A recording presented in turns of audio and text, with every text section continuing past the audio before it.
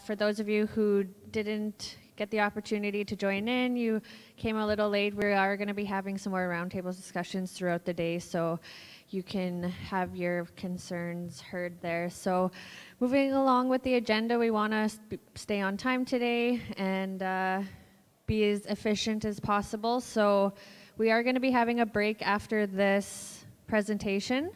So if you would please just find a seat, and we will welcome Kaylin Hodder, who is the Senior Manager for the Disaster Management for Manitoba and Nunavut, as well as Allison Everett, who is the Provincial Manager for Emergency Management, and they're here to give a presentation on the Canadian Red Cross Personal Preparedness Education and Toolkit. So, dang, we had just got the TVs working. I don't know what happened. They stopped working. So if you want to just bring your attention to the PowerPoint up here.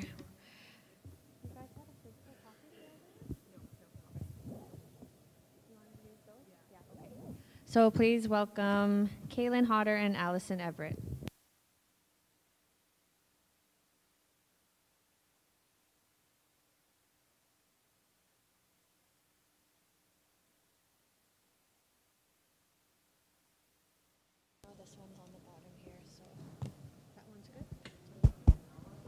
Good morning. I got no good morning back. Okay. Can everyone see us okay? Or do we have to stand? No, we're actually taller up here. So, okay, welcome. My name is Kaylin Hodder, and I'm the Senior Manager of Emergency Management for Manitoba and Nunavut with the Red Cross. And to my right here is Allison Everett, and she's the Provincial Manager of Emergency Management for the Red Cross. I'm going to tell you a funny story about Allie before we start. So after the tornado in Long Plain First Nation and Dakota TP and Dakota Plains First Nation, we decided to go out and have a little celebration with the community. They had done a great job to recover.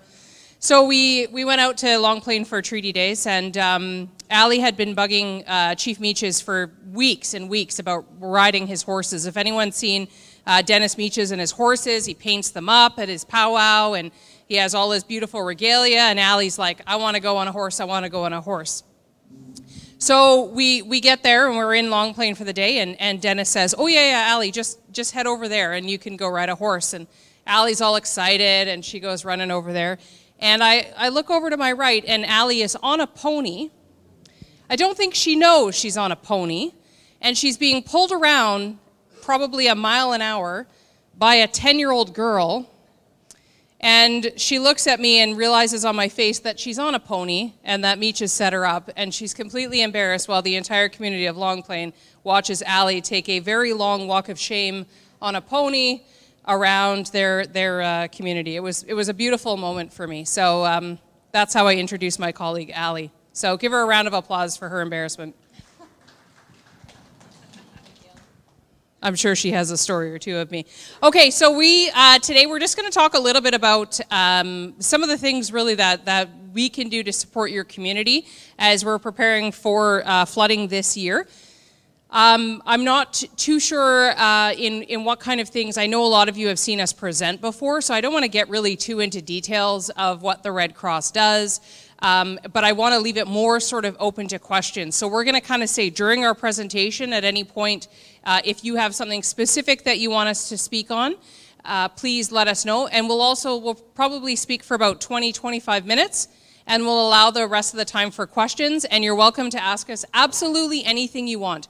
You know, I heard a rumor that you guys make tons of money, or I hear that you guys don't really actually help anybody. Whatever it is, we're totally fine with open questions like that. So that's the purpose of us being here. So let's talk a little bit about kind of what we're doing to get ready for response season this year. So over the last 4 years now, just about 4 years, we've had an agreement with Indigenous Services Canada, and they are in the back, and I will direct any specific questions to them that come in our way. So our agreement is with Indigenous Services Canada, and it is to support First Nation communities in times of disaster. So what does that mean for non-First Nation communities? It means that our number one role and our purpose is to support you. And if there's an emergency at another time of a community, you know, say for example Swan River, then we can step in and help them at any point. So really for us, it depends on where the need is required. Our volunteers are trained the same all across Canada. So we have 500 volunteers in Manitoba, and we have just under 20,000 in Canada. So when we have a disaster, we'll pull volunteers from anywhere we need. So if we don't have somebody in Manitoba to do a specific job, then we will go elsewhere. We will also pull from our network within the International Federation. So I was in North Carolina in the fall for Hurricane Florence, because that was an ask, is hey, we need some folks to come in and help us. So our volunteers will deploy around the world as well. So that's a great thing for our volunteers to get that kind of experience. If you're interested in volunteering, we are starting to see an increase in Indigenous volunteers, which is really, really exciting for us, because 90% of our work right now is with your communities. And so we're really trying to push the word out there. And it's something that we really want you guys to let community members know, because by volunteering with the Red Cross, what it does is really provides them training, and it provides your community free training in emergency management. So we are starting to see some folks who are interested in taking that on. I'll be totally honest with you. When I started with the Red Cross, I really grew. I started as a volunteer to grow my resume. I wanted like the free first aid training. I wanted the free emergency management training, and so that's how I came into the Red Cross. And so if that's something you're interested in, that is what we offer. So I wanted to talk a little bit about volunteerism. But I also talk about it to let you know that when we are responding, that most of those people that evacuees are seeing and your community members are seeing, they are volunteers. So they're coming out, they're leaving their jobs for a period of time and supporting us. And our volunteers come from all kinds of different, they might be retired, they might be students, they may be working in jobs that are related to emergency management. So looking at a team that we sent into Little Grand Rapids First Nation last year, we had one of our volunteers happen to work for Manitoba Hydro and had access to a bunch of satellite phones. So we sent him up with a bunch of satellite phones from Hydro, which was a great asset for us. So that's a little bit about volunteerism, a little bit about the training that we offer. I'm going to have Ali speak a little bit to kind of our programs, and then I'll talk about what we're doing to get ready for this year.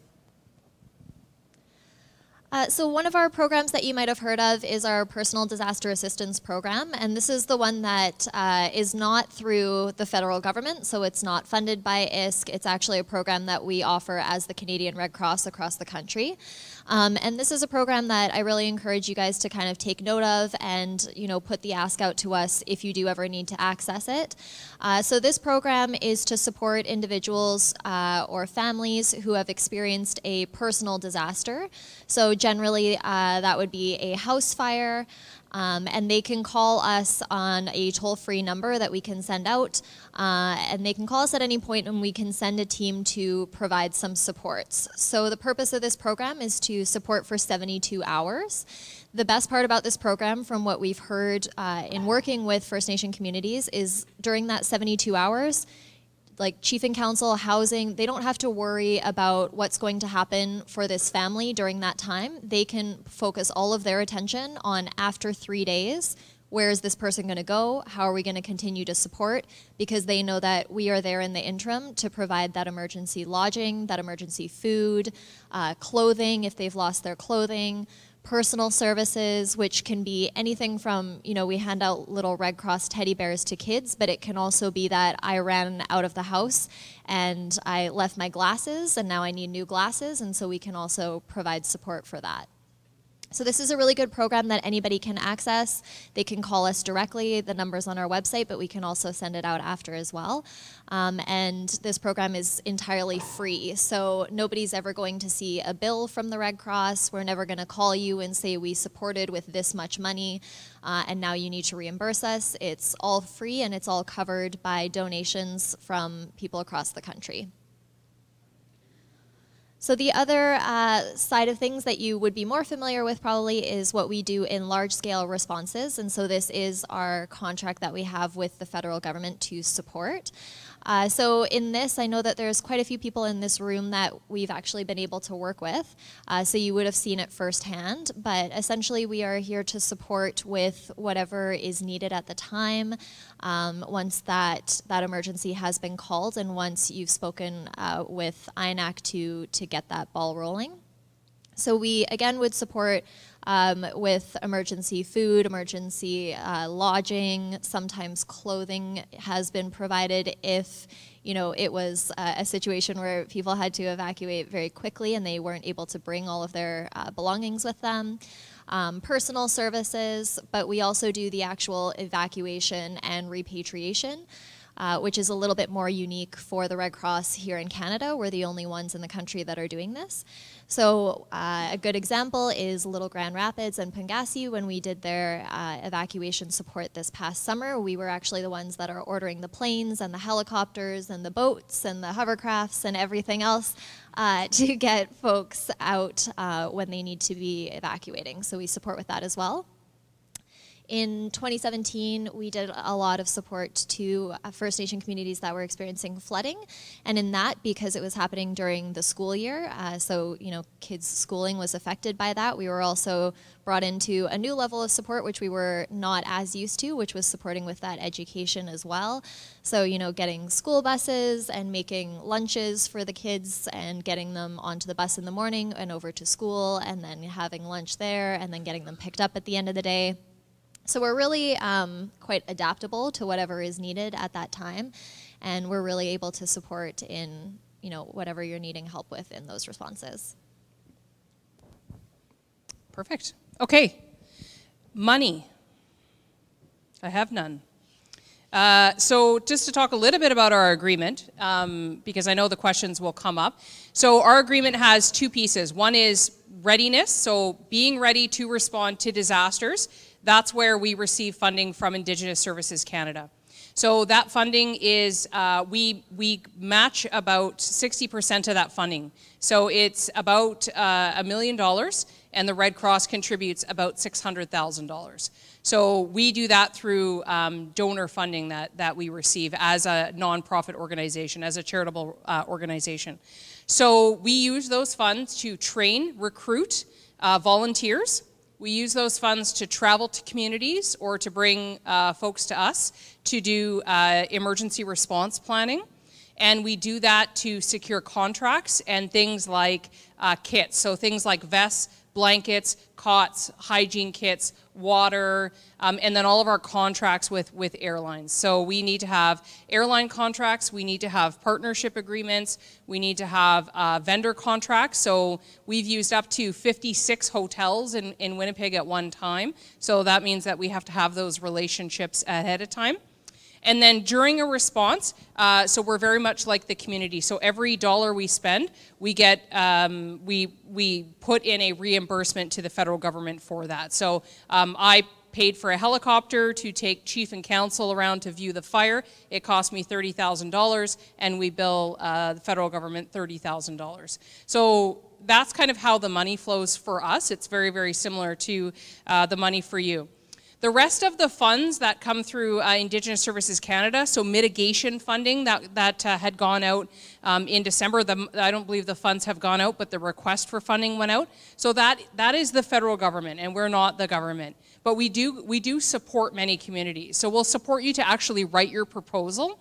And the reason we do that is because it's sort of, we live and breathe the work, is that we can help do it very quickly, and we can make sure it meets the right standards so that it goes through the process with the federal government a little bit quicker, because we know how long that can take sometimes. So that's how we support there.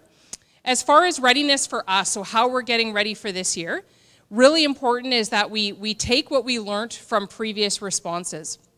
The Island Lake evacuation, so it was just under 7,000 people. It was one of the biggest, if not the biggest, air evacuation ever to be done in Manitoba. It was very new for us. We were a very new team together. We were all new to each other, and very, it was a new sort of partnership. And so we had a lot of learnings from that event. How to properly utilize the tribal council, how to properly utilize, the assembly and, MKO at the time, the health services that are needed. So every year and every time we respond, we take that information and we build from there. Last year, we evacuated 5 communities due to the wildfires, and again, learned a lot about how to quickly get a community, support a community to recover so that people can return home. And also, what can be approved for a community for spending during a response. So those are the things that we're working on now. We've signed a collaboration agreement with the Assembly of Manitoba Chiefs. That's really important for us, and I'll give you an example. I received a phone call at 5:15 p.m. on a Wednesday saying, we need you to evacuate Little Grand Rapids First Nation. Within 3 hours, we could no longer get aircraft in because it was so smoky and the pilots could not land. And we had to call in a request to the federal government to activate the military to support. I didn't feel at the time that things were being actioned quickly enough, so my first phone call was to Grand Chief Dumas. So we call Arlen Dumas and we say, we need your help. And so he sort of advocates for us, we advocate for them, we work together. His job is to support the community, and he's kind of he's the pinch hitter, right? He's the guy that comes in and has a bunch of people's phone numbers and calls and yells at them and gets some things moving. And so that piece is critical for us to do our job. And we see that as our relationship with a chief in the community as well. So if I had to call Chief Zastry and say, okay, Chief Zastry, yes, that's right, pay attention. If I had to call and say, this is what needs to be done, we need to action. So Chief Zastry actually lent us a camp to use during the Sapatoyak evacuation, was able to quickly access that, get it unlocked and things like that. So this is kind of the relationship and partnership that we see. We also signed a collaboration agreement with the Bear Clan. Again, that's pretty critical for us because the Bear Clan is a part of every single response initiative that we do. We walk together, really, because they come out and they're there to support and to make people feel comfortable. And so that again, was another key agreement. We're working very closely with Mamaway. Mamaway just lost one of the facilities that we use quite a bit in response. And so, we want to work together with them to continue to utilize their youth. They come out and run the most amazing activities with evacuees. Then for us on a readiness side, next week we're doing our kind of big readiness exercise. We test out our operations center. We bring 50 volunteers from all across the province and we test them out. We're bringing out some new systems. So we're going to be introducing some new payment modalities, which is really, really a big thing for us because right now, when an evacuee receives a voucher and they take that voucher and they go to Walmart and then we have hiccups with the voucher system and people are waiting in line and it's not a process we like. So we'll be implementing Red Cross MasterCards. So every evacuee will just get a MasterCard.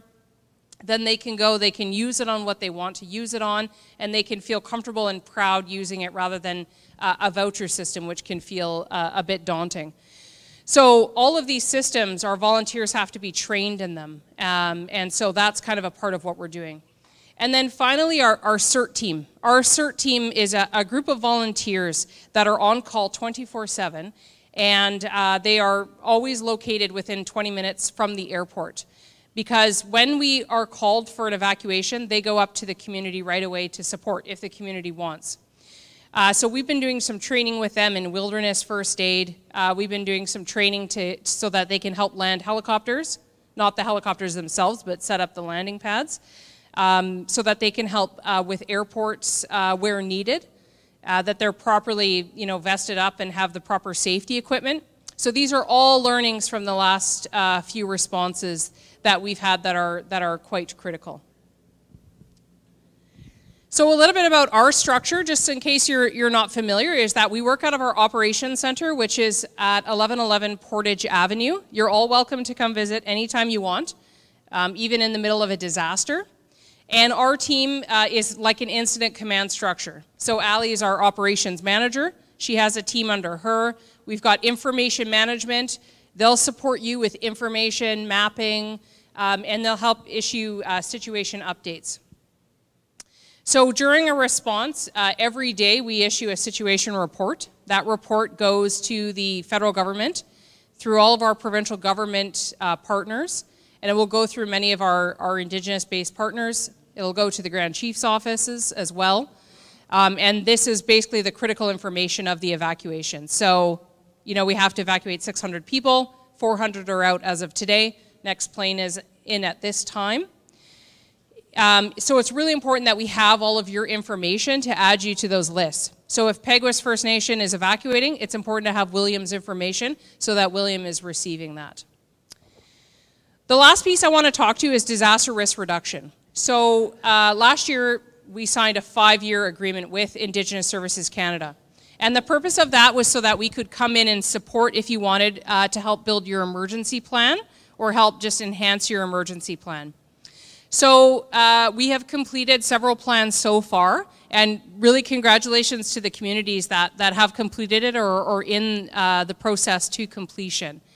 So we have just under 20 communities that are just about complete, or if not completed at this point. So an updated emergency plan. We've done a lot of work on this plan. Because for me, I can tell you that I've responded to several disasters, and when you have a binder that's full of information, I ain't looking at that during a response. So we've tried to take it and make it more practical to say, okay, I'm going to be the logistics person, Allie's going to be the operations person. Allie, here's your checklist, your sheet. Make sure you go through and check off all of the items that you need to do. If you're interested in having the Red Cross come and build your emergency plan or enhance your emergency plan, the first step is just to give us a call. So give us a call, we will come out, and the first step for us is really to meet with leadership and to sign an agreement between us to say, yes, we will work together on this project, and then to find out who our key contact is in that community. And it's done in 4 phases. So phase 1 is meeting with leadership. Phase 2 will come out and we will do an all hazard risk analysis. So we'll talk about what are the hazards and risks in your communities. And what we do is we just run through a couple of different activities. We'll talk to different people in the community, elders, youth, leadership, health, education, emergency services, all different departments, water, you know, sanitation, any of those kind of key individuals that can help us map that out. And then we'll actually physically map out your community. If you don't have maps in your community, we can now get those. We have a new program called Missing Maps. So we'll take all that information back and say, okay, the map that we have in our band office doesn't have the new store, doesn't have the new band office, and doesn't have the new school. We can map that all out, take that information back, and then print a map for you so that you have. And that, sorry, go ahead. Missing maps, yeah. And that was really critical, and I'll just speak to Poplar River First Nation. So Poplar River, when they evacuated the entire community, they left 50 people behind. And that was for security, fire suppression, you know, to manage some things behind. And when Allie and I went into Poplar River at the end, we went in and they had literally a hand-drawn map on the wall because they didn't have any maps at the time. And so we really pushed that agenda in our office and said, we need to be able to print the maps and get that out on the next flight out so that, you know, Willard can do some proper planning when his team is doing some fire suppression. So, and then the third phase is to actually write the plan. We'll go through the plan together. So the cool thing is the team that we have working on it, they'll do all the typing, all the writing, all the little work that nobody wants to do. So they'll do that. They'll come back with a beautiful plan for you. They'll have 5 printed copies that you can put anywhere in the community. You'll also get a USB with the plan digitally, and then we will keep a copy of the plan if you agree to that, so that we can use it also in response. And then we can also print you a new one after a disaster. So the purpose of this plan is not to be a pretty little binder. It's when disaster strikes, the plan just goes everywhere. You take this piece, you take this piece, you take this piece, and then we reprint it at the end. And then finally, the last stage is we'll come back in and we'll run an exercise. And that's if you want us to run, because I know a lot of you can run your own exercise, the purpose of that is really to kind of reach the people in your emergency plan that don't do this on a regular basis. So if I'm, if I work in the nursing station and I haven't really responded to a disaster before, but I'm listed in that plan, it's really critical for me to listen to what my job is. So for example, if I hold the keys to the nursing station and Allie holds the second set, we shouldn't be going on vacation at the same time, or we need to make sure there's a third person. So we'll go through little things like that, and then we will actually provide you a plaque to actually put up in your band office to say, this is really cool, this is what we did. And I think that that's critical for your community members to say, hey, you know what? They worked on this and they did this for us and we feel safer. And then if you want, there is a fifth phase, which is we'll come in and actually do some basically emergency preparedness education for your community members. So how can you be ready as an individual? The last thing I want to say before we hand it over to questions is Allie's going to talk a little bit about a grants program that we just launched. Okay, so the grants program that we have is some money that we received at a national level to support with emergency preparedness in First Nation communities. So we are currently piloting this project in Manitoba and in Saskatchewan. And as part of the grant money that we have received, we are taking that money and turning around and passing it out for communities to apply for personal preparedness. So it's not a significant, huge kind of grant that you would be applying for, so I don't want to get your hopes up that you're going to get, $100,000 to $1,000 out of it. The grants are really $2,000 maximum grants. But they're really good for a lot of the different asks that we've received so far when we've been in communities. So we've had a lot of communities who have said, we want to get a little bit stronger on the search and rescue kind of thing, and for that we would really need a wilderness first aid course. Or our firefighters, there's been a lot of fires this year and they've had to respond to some pretty difficult incidents, and so we would like to do some psychological first aid training. Or we would like to have emergency preparedness kits that are pre-positioned at different places around the community. Or we want to make a kit that is going to allow us to build an emergency operations center as soon as we go into a disaster. So these are all different things that have come to us from communities. And this is kind of our way of being able to support in making that a reality. So if you're interested in hearing a bit more about that, or if you would like access to the application form, just let us know. Our contact information is in all of the packages that you guys received, but you can come and talk to us after as well. And we can tell you how to get that information and get that application so that you can start to put those in. We would really like to hand out as many as possible and really get that ball rolling with those grants. So as soon as you put your application in, it's going to be considered right away, and then somebody would get back to you really quickly. So it's a very quick turnaround. Yes.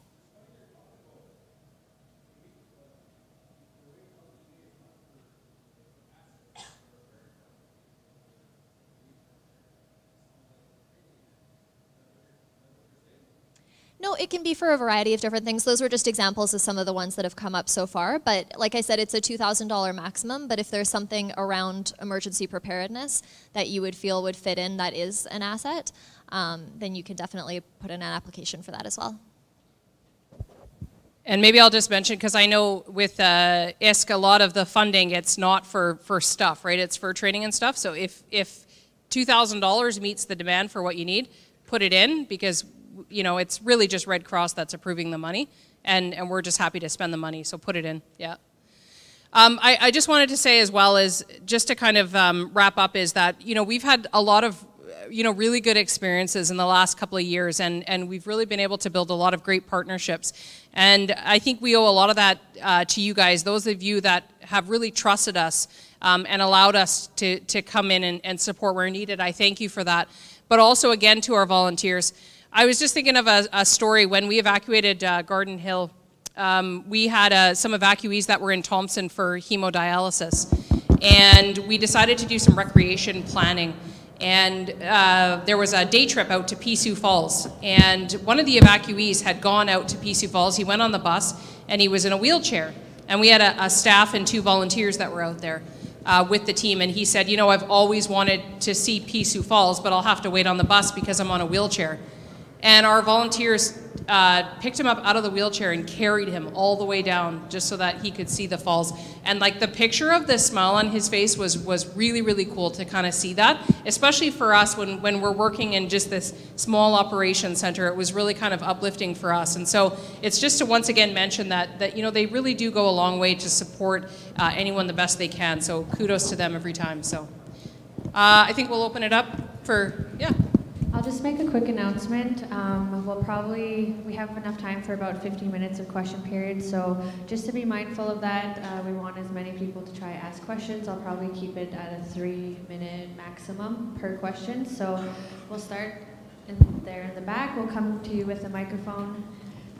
And of course, these ladies will be around if you have any further questions after I close the discussion period, as well as their contact information is in all your packages. Hello, can you guys hear me? Hello, Ebb and Flow McGuire. Can you hear me? Hello? Yeah. Hi.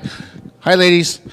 First of all, I'd like to say thank you, FIS, for helping us in October, that incident we had with the shortage of water. Thank you very much. But the question I have is towards ISK. Declaration of emergency. We had a problem with our pump house where the well went dry. 85% of our community is under water supply. We declared, the chief is sitting right here, we declared a state of emergency. ISK would not recognize it. A third of the community is under potable water, drinking like shuttled water. How come, can you guys change that in the future to recognize shortage of water supply under declaration of emergency? The thing we asked is, yes, we do have fire trucks, but if we have to respond to a fire, the 2,000 gallons of water that we use up is done. So that's what you're recommending to these guys, to maybe change that policy so it's recognized. That's. Yeah, do you? I was the one, Darcy, honestly, fighting for that. So, sorry. I was the one of the people in the department actually fighting for the situation of saying, I want to help. I think I remember talking to Kaylin going, I think we should be doing something, and then it went a little bit, obviously higher than that, and that is something that is on us, and I will be, fighting for. We do have individuals here from HQ, and I think it's important for them to hear that too, of saying, hey, you know what, there's a situation, and it's not always just HQ, it's also us in the region as well, recognizing what is an emergency and the impacts to the community. So, absolutely, we need to get better. Yeah.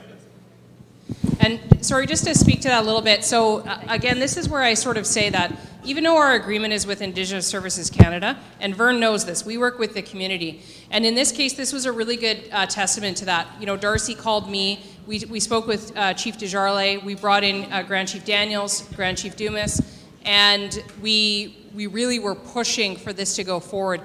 Really, this put us both at risk. It put Ebb and Flow at risk because they were completely out of water, but it also put us at risk because we could not sit there, so we ended up shipping out, I can't remember how much it was, but you know what, maybe $100,000 in water, not even, I don't think. And so for us, there was no way for us to recoup that cost, and we have to find solutions for that, but that's why it's so key that we really work together on that. And we came up with a bit of a solution in the meantime, but we can help push that, you know, sort of agenda forward together, and really, I mean, he knows me, I'll just call Indigenous Services Canada every hour on the hour till they stop. So does Darcy, though. So, thank you. They didn't. No, they didn't. We have a question in the back. Yeah, hello. I was at MANF for 2 years as a policy analyst and advisor to the board and administration back in 99, 2001. One of the things is I know a lot of people don't like that word MANF, but you know what? A lot of people came through MANF over the years, over the decades, and a lot of good work was done by that organization. You know, it's funny when the federal government or the provincial government and their agencies can screw up in some area, and then they're given second and third chances to fix and learn and fix their problems. One of the things I'm wondering about is from ISC is the First Nations did very well for many years, looking after themselves, evacuations and that. It was unprecedented what happened in 2011 forward with that type of long-term evacuations. MANF was never built for that. If you go back to its original work plan in 1994, signed with Federal Minister Ron Irwin and the Assembly of Manitoba Chiefs, MANF had a work plan where part of the work plan for funding was to support short-term evacuations. It was never built, that organization, to support long-term what you call evacuation support. Anyways, but that's what Indian Affairs and the province used to accommodate the long-term evacuation of communities, displaced communities like Lake St. Martin. Anyways, so first and foremost, use an organization that's not built for long-term evacuation, like MANF. MANF was a firefighting organization first. So you turn around, you destroyed, you put $110 million, I think was a number, in a couple of years through MANF. Of course, the organization was never built for long-term. I mean, Manitoba never experienced that before. So anyways, we could learn from that. We can take our firefighters, our emergency personnel on reserves, and we can turn around, we can learn from that and study for that and be better. But, you know, you say, well, we can, Red Cross is saying we can take volunteers maybe from the States. You know, how much money does it cost to fly to OCN or Island Lake? I don't know, $1,000. So if you're flying somebody from North Carolina or something to do an incident in Manitoba, forget about the food and accommodations, everything, just a plane flight for one person. Let's just throw out $1,000 return. Times 10, that's $10,000. Who's paying for that? Oh, you say, well, Indian Affairs. Well, what? Why don't we just take that money and invest it directly on the First Nations and train our people there? Yes? Makes sense? Anyways, we know how to look after ourselves on the reserves. And we should be developing our own our own people.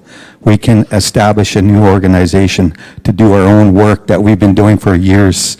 And always been doing on our First Nations. And by the way, when I was at MANF in 2001, we were having meetings and we were working on a blueprint for a provincial First Nation emergency services operation back then. That's 20 years ago. There's nothing there right now. I left after 2 years there. You turn around and guess what? We don't even have a MANF today. That's pretty damn sad, you know, because we have the best firefighters and emergency personnel in the reserves than anybody. Anyways, I don't know what ISC's, answer to that is, but you know what? You're preventing us from doing our own work. Thank you. Yeah, and I'll just speak to a little bit. So we only bring volunteers from outside of Manitoba when we don't have volunteers that can respond here. So, for example, if we've had a disaster after disaster and we need to start pulling in because we can't deliver, say, proper health resources or you know, special resources for families, then that's when we'll bring someone else in. So yeah, that would be billed and approved by Indigenous Services Canada. The other thing I just want to mention, and I'll see if ISC wants to answer, but you're not going to get we're going to agree with you 100%. First of all, we would not be where we were today without MANF. We needed MANF to get us to where we are. We actually brought MANF to the table right as soon as this contract came on because they had been doing this, and it was important to say, okay, you know, what went well, what didn't go well, right? And we can learn from that. But we did also hire a large amount of MANF staff when we took on the recovery program. And that was really important for us. And then I think the other thing to mention is that with MANF no longer an organization or involved in right now in emergency management, there are still some significant gaps. We don't do any of the firefighting planning piece, and so that gap still remains and still needs to be filled. So I think that there's absolutely still a need, and we support a First Nation-led organization. I know it's something the Assembly is looking at, and we 100% support that initiative, absolutely, and will help to transition that. Hello. Any other questions? Yeah, I'll just answer, if that's okay. I'm Josie from Indigenous Services Canada from headquarters in Ottawa. And just to respond to that, we had the pleasure of meeting with Grand Chief Dumas in Ottawa a few months ago, and are very much, as Caitlin referred to, working with the AMC on engagement on emergency management. So it's a partnership that we have with the AMC, and for the AMC to go out and engage with communities and all of you on emergency management and figure out how communities want to do this. So I can tell you that nationally what's happening across the country is these things are happening with organizations in Saskatchewan and BC as well, where the department had signed bilateral agreements with the provinces, and now those are being discussed again to include First Nations communities in those agreements. So whether they become multilateral or so, moving it for the communities to decide. Do they want the province involved? How much? Do they want the Red Cross involved? How much and how? Do they want ISK involved? How much and how? So it's moving the discussion and engaging and hearing views from communities themselves on how they want emergency management in the future in their province. So that's happening, and we're working with the AMC and other partners in the Red Cross in moving the conversation, and that's why we're here, to hear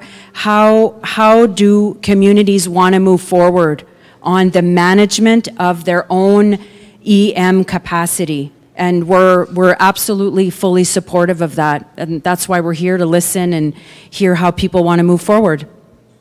So if you come and see me, later. Of course, yeah. We don't need the mic to talk to people. But everybody, somebody here said yesterday, planning and communication, so especially communication. Were you aware from 1999 to 2001 that MANF was working on a blueprint 20 years ago for emergency services? Were you aware? Do you know the people from INAC that were there? Do you know which two people from INAC were involved in our meetings? See, you don't know that. And you know what? That thing, because we're having meetings in Ottawa too, on that, we would have had that, if I didn't leave myself, I left MANF for personal reasons. But if I was stayed there and that blueprint was finished, we would have started an emergency services program back then. We're going 2020 now. Never mind, that's 20 years ago. Well, we had the expertise back then. You know what I'm saying? That's how far behind we are. Whose fault is that? You know, we could have had that fully functioning. And we were, in Manitoba, the best native firefighters organization in Canada. But we're talking emergency services here. We're not talking firefighting. MANF was developing a blueprint for emergency services parallel program. Harvey Wasuda, who carried the self-government file for the Crown in Manitoba, and FSO, Mike Rodonsky, was involved. And we were having meetings with our board, with our staff in Ottawa, because Ottawa wanted to do this. And I'm saying, communication, please do your research. Thank you. All right, thank you. Is there any further questions? We have time for a couple more, and then we will have to close this discussion. So we have one lady up here, and then we'll take the last question off to my right, and then we will close the discussion period. I have two questions, actually. One of them is in the sense of looking at the high costs of any kind of equipment that we all have in the communities, and there's always such a limited source of funding for that. I'm wondering if the Red Cross, with a lot of the work that you do, if there's ever been any kind of consideration given, like for instance, to mass purchase a simple thing like radios. and so that the First Nation communities then coordinate with the First Nation communities to get them out to the communities. Because when we do the one-offs, like it's an astronomical cost for us individually in the community, but when you bulk buy like an entire batch or whatever for the province of Manitoba through the Red Cross and get them out to the communities, you know, that becomes you get the cost benefits of bulk buying, right? So that's the first question, is whether or not the simple thing like that, and even the simple thing of reflector vests, you know, mass purchasing those things like communications and identification of who's a part of the team with a reflector vest, getting that stuff out to the community so it stays in the community. And the other question I have is in regards to evacuations. I find that it's it's not really widely talked about, and it's a huge issue in all the communities, is that anytime, you don't even have to be in an emergency situation, but more so in an emergency situation, when we have a lot of our community members come into urban centers, it seems like it's a free-for-all for predators for the vulnerable. And more so with human trafficking as well as drug dealers. And they know where our community people often are. And one of the major things that comes up is it's almost like the big white elephant in the room in regards to keeping our community members safe. Like, you know, with the young girls, the young boys, and, you know, and as well as drugs. And then, like, you know, when people return back to the community, they're bringing back so much from being evacuated, supposedly to a safe place. And there's so many underlying things that they bring back that we're not even equipped to deal with in the communities. We're coming, like, you know, I've heard from some people, like, coming to these sessions where, you know, they're taking back community members where they come back with meth addictions. Like, you know, they're bringing back, like, you know, bed bugs, cockroaches, like, you know, all these sorts of things, and where they didn't have them in the community, and as a result of being evacuated, they're coming back with these things. And then there's no resources in the community to deal with this. But yet we were, like, you know, the community members were supposedly supposed to be looked after by the Red Cross when they went out, and in some instances they're coming back with a whole heck of a lot more issues than what they originally went out with, just for being evacuated, whether it was for fire or for flooding. So, like, my question is, in regards to the Red Cross, like, when we have people going out, and I hear that you have the Bear Clan there, but, like, you know, there's still those predators. When you have the predators, they will get at the vulnerable. And the thing is, the question I have is, what kind of aftercare, after supports are there for the people when they go back and they're faced with these issues? So those are the two questions I have. Thanks. Thanks. So in just regards to the first question, so regarding purchasing of equipment, so for us, it's a lot of the same process. So the way that I explain it the most with federal government is you can rent, but you can't buy. That seems to be the big thing. So as you know, you can't build a long-term dam, but you can build a structure that will help protect from flooding this year, as an example. So for us, what we find is actually easier to rent during that time. So we've come up with quite a few different rental organizations that you're still doing the purchase in the time of, and not adding in. One thing that we found as a bit of a solution to that is, because we're talking about money, so for example is Little Grand Rapids and Pungassi First Nation need a bunch of fridges and freezers. So that's a lot of money. It was probably about $2.5 million in fridges and freezers. So rather than purchasing those from the BRIC, we purchased them from Windtail, which is a subsidy of Southern Chiefs Organization. So this is an Indigenous organization that we paid $2.5 million to buy the fridges and freezers from, hoping that we can build some sort of equity in that business that they can help support then with the next response. So it's kind of taking that money out of the First Nations pocket of money, putting it back into First Nations pocket of money.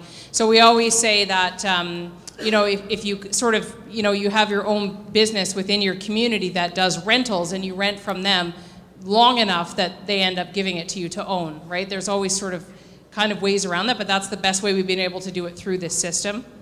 In regards to the second question, no doubt evacuation is very, very hard on family members, on community members. It's very, very tough. To deal with predator situations, what we've done is really build together kind of an Indigenous partners in disaster group, and I know the Bear Clan is just one step in that. This is a big on the agenda of the Bear Clan, though, is to say, okay, like this is an issue. There are a lot of people coming in. So for example, when we opened the congregate shelter during the Island Lake evacuation, that became a strong hub then for people to gather downtown in that core area. What we do is, the best we can do is work with leadership, and we can have conversations about it, and I almost think that that's a whole kind of forum on its own. I think we need to expand that discussion on its own and the recovery part of that. In the Island Lake evacuation, what we could do at the time was we paid out City of Police a large sum of money every day to do extra policing in the area, which was a request from leadership. We paid RCMP to do contraband checks before going home. So again, we just took that based on what Chief and Council said, this is what we want, and then coordinated that through there. But we found in particular in the tornadoes in Wayway-Secapo and in the DOTC area that that long-term effect of going home. So really there was no kind of recovery because damage had been done, people were evacuated, damage was fixed, people go home. But then it really continued on, especially with the young, like the children were really, really impacted by that. And so we're trying to grow from that. We've built a team called a safety and well-being team. This team, their entire job now is to look at that. They'll be sort of new this year. They were a little bit new last year, but they're supposed to work with specific families that are struggling in that. But what I will say is finally to that, and actually I'm going to get Ali to come see you after because I think you'd be critical for this. On March 28th, we're going to have a planning session in the afternoon with a bunch of those Indigenous organizations. And I think it would be really good to have your voice there actually because you've experienced so much of this and to say, you know, here are some of the challenges and issues because it's not just about Red Cross. It's about what is Red Cross going to do in Bear Clan and Mumaway and Four Arrows and the Tribal Council. And I mean, we all work together. So by bringing us all together and having that conversation is key.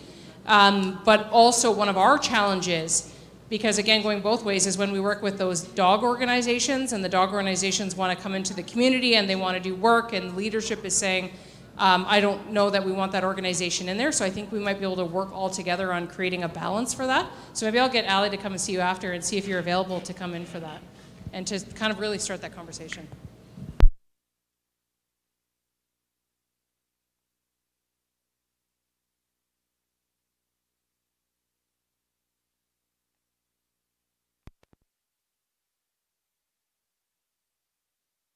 I'd just like to thank Red Cross for everything they did for us during our time of evacuation.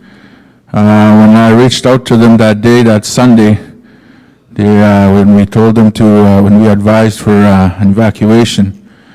But on the provincial and federal side, we were told that there was no need to evacuate and everything. We sent emails and text messages, and we were told that there was no need to evacuate. And I guess what I want to tell the people here, other communities, is the Chief and Council should be the ones to order an evacuation, considering that we've been living in our own communities for so many years and we know the different, how our climate is, the wind patterns and everything like that. So we knew that that fire was coming, but nobody still listened. So that's one of the things that I wanted to say was when Chief and Council order an evacuation, it doesn't matter who, federal or provincial jurisdiction, should just do it.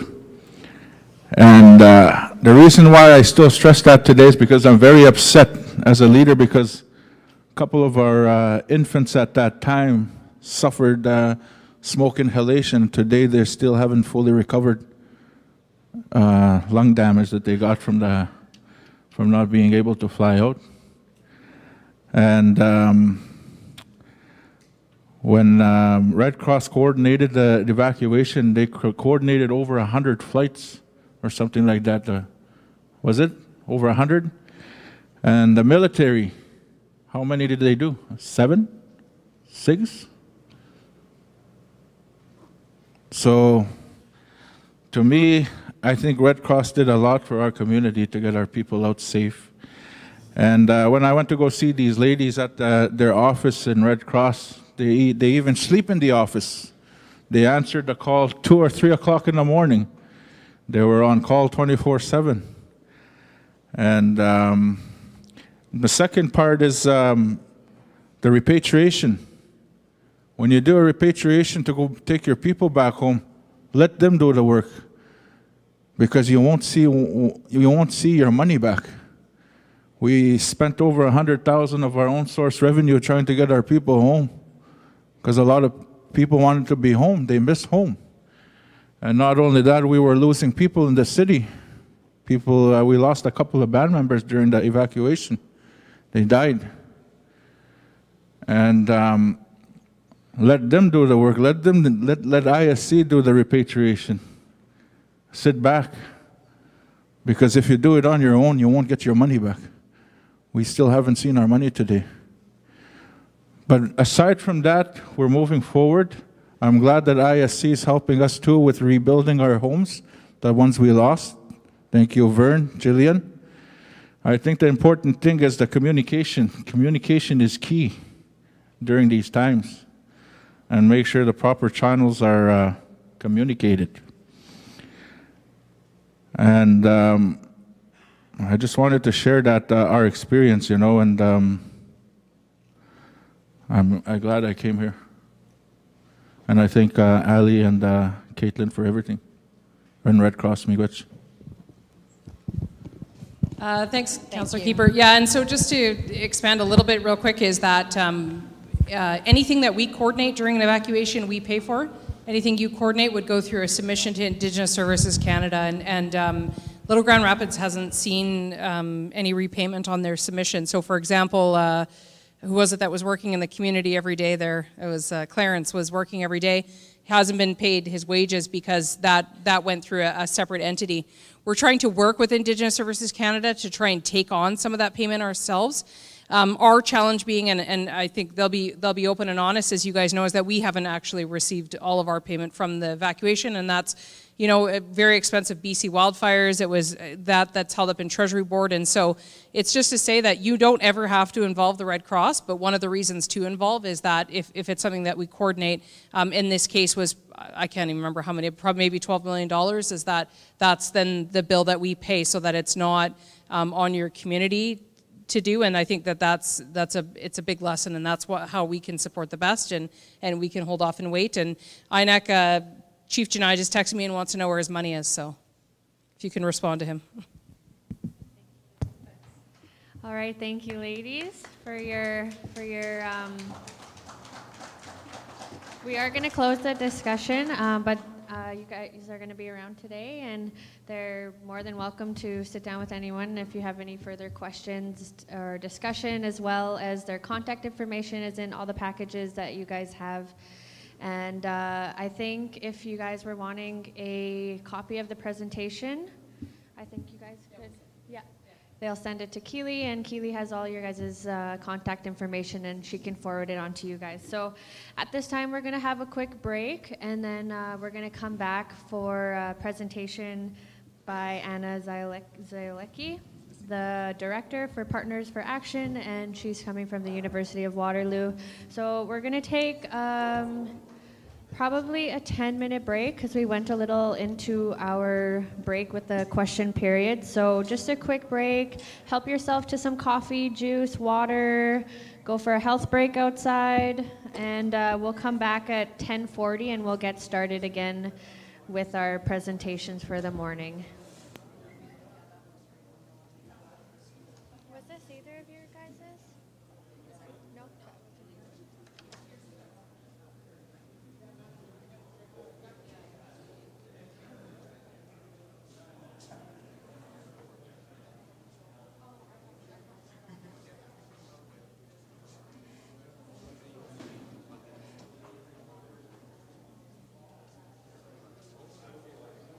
No?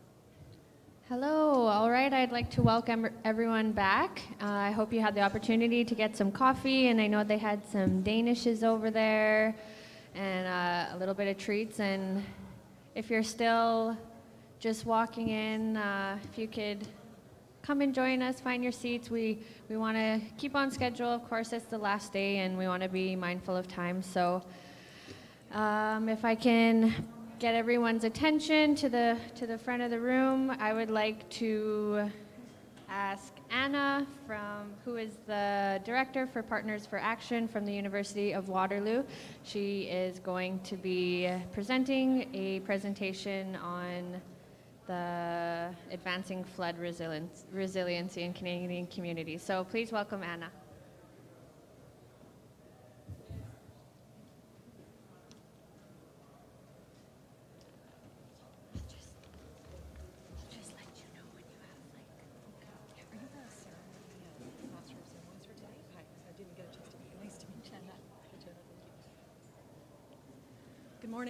Good morning, everyone. I hope you can hear me okay. Hi, yeah. Okay, that's better. Thank you. Good morning, everyone. My name is Anna Zioletsky. I'm here from a group called Partners for Action at the University of Waterloo in Ontario. Thank you very much for having me. I'm really pleased to be here and happy to see community level discussions and provincial level discussions happening around flood resiliency. My presentation today will talk introduce you to our group, since I don't believe we've had much interaction with folks in Manitoba as of yet. I'd like to tell you a little bit about who we are and what we do, and I've been asked to give some highlights today about some of the work that we've done with communities around flood resiliency, and to provide you with some highlights around the current activities that we're working on at the moment. And before I begin, I'll say that there was, we have done one project, a preliminary, what I would call a pilot sort of project, initial work around First Nations issues and climate change and flood resiliency. But we recognize we certainly have more work to do around this space. And I'll talk a little bit about that in my presentation. Partners for Action is an applied research network at the university. We're fairly new. We've only been around for a few years. We were established in 2015 with core support from the Cooperators Insurance Group and Farm Mutual Reinsurance. We are located in the Faculty of Environment at the university, which does, where researchers primarily work on applied research work. So looking at addressing questions, applying research to addressing practical questions within communities. So as some context for what we do, we understand that the climate is changing. Scientists are telling us that the climate is changing, that extreme weather events are going to happen and they are happening now. I know there's debate about that in the media at present, but we also know that our communities are changing across Canada. So there's increased population growth and increased development of communities, and in particular development in places that are prone to flood risk. There are, according to I'll throw a little bit of data, we know that flooding affects many Canadians across Canada. One source from the Insurance Bureau of Canada states that there's something like 1.7 million Canadian households are located in areas that are considered high risk. Flooding is costly, both financially, it's costly in terms of its impacts on public health, mental health. Across Canada, damage for extreme weather has cost taxpayers and insurers more than $10 billion since 1998, and it's predicted that that number, of course, will continue to rise. Over the next 5 years, it's predicted that federal assistance to flood victims will reach over $3.4 billion. And in some work that Partners for Action has done, we did a national survey around what people know about flooding and their flood risk. We found through our study of a survey of more than 2,300 respondents, which is quite high for a survey, that almost all who were living in a high flood risk area zone were not aware that they were, which raises the importance of talking about flooding and bringing awareness to communities around flooding. Our vision is a flood risk aware Canada, where residents and communities take responsibility for protecting themselves and recovering from floods, and that our decision makers consider these hazards in planning and preparing for our communities. We're a small team. I'm the director. I have been with the group for only a few months. I have background research in stormwater management across Canada, practical research where I worked with a community to help them increase their, I guess, uptake of a stormwater management credit program. I have a master's degree in public administration, so I have some experience working with government and in the policy field. I also have 2 degrees in women's studies where I looked at disaster management and disaster issues from a feminist perspective, looking at how women are oftentimes experience disasters differently. Can you hear me okay? Sorry. Sorry, I hate to interrupt you, Anna. I just want to bring everyone's attention to the presentation and that we be mindful and respectful, and if we have any further conversations, if we can take them out into the lobby, that would be greatly appreciated. Thank you, guys.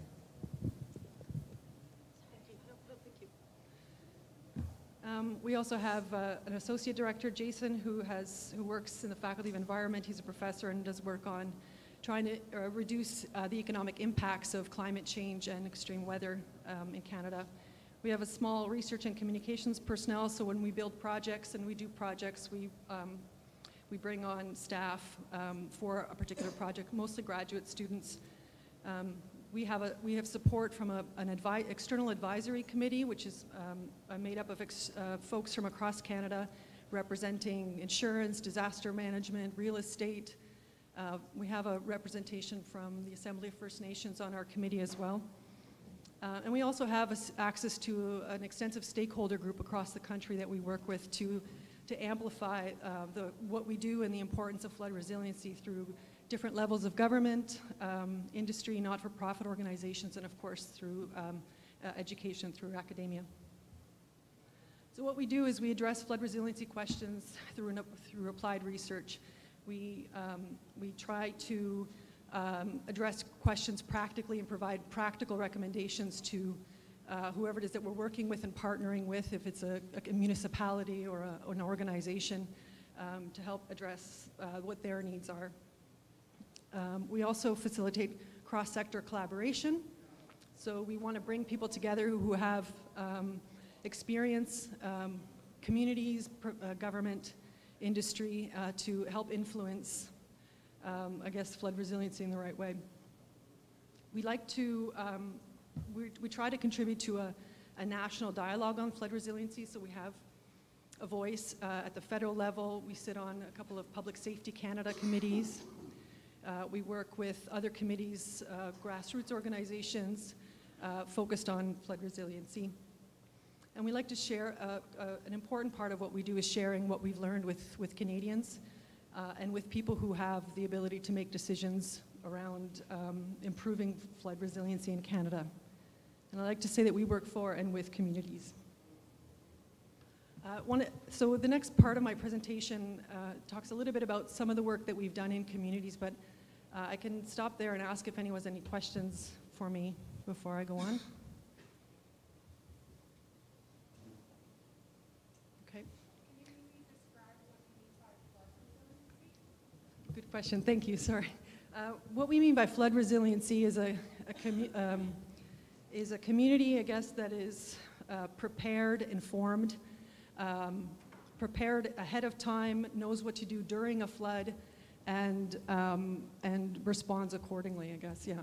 So information and awareness in terms of not necessarily that floods happen, but what to do, how to build a disaster kit, where to go for information.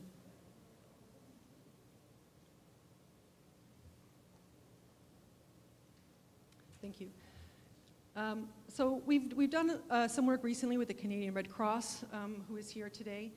I just caught the tail end of that presentation, but we did a project with them, and we partnered with 2 other municipalities. And these municipalities, City of Windsor and Dufferin County, are located in Ontario.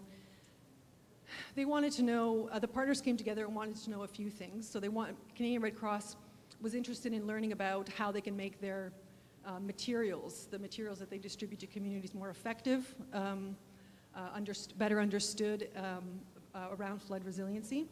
The City of Windsor experienced considerable flooding events in the past couple of years, very costly events for households and for the municipality.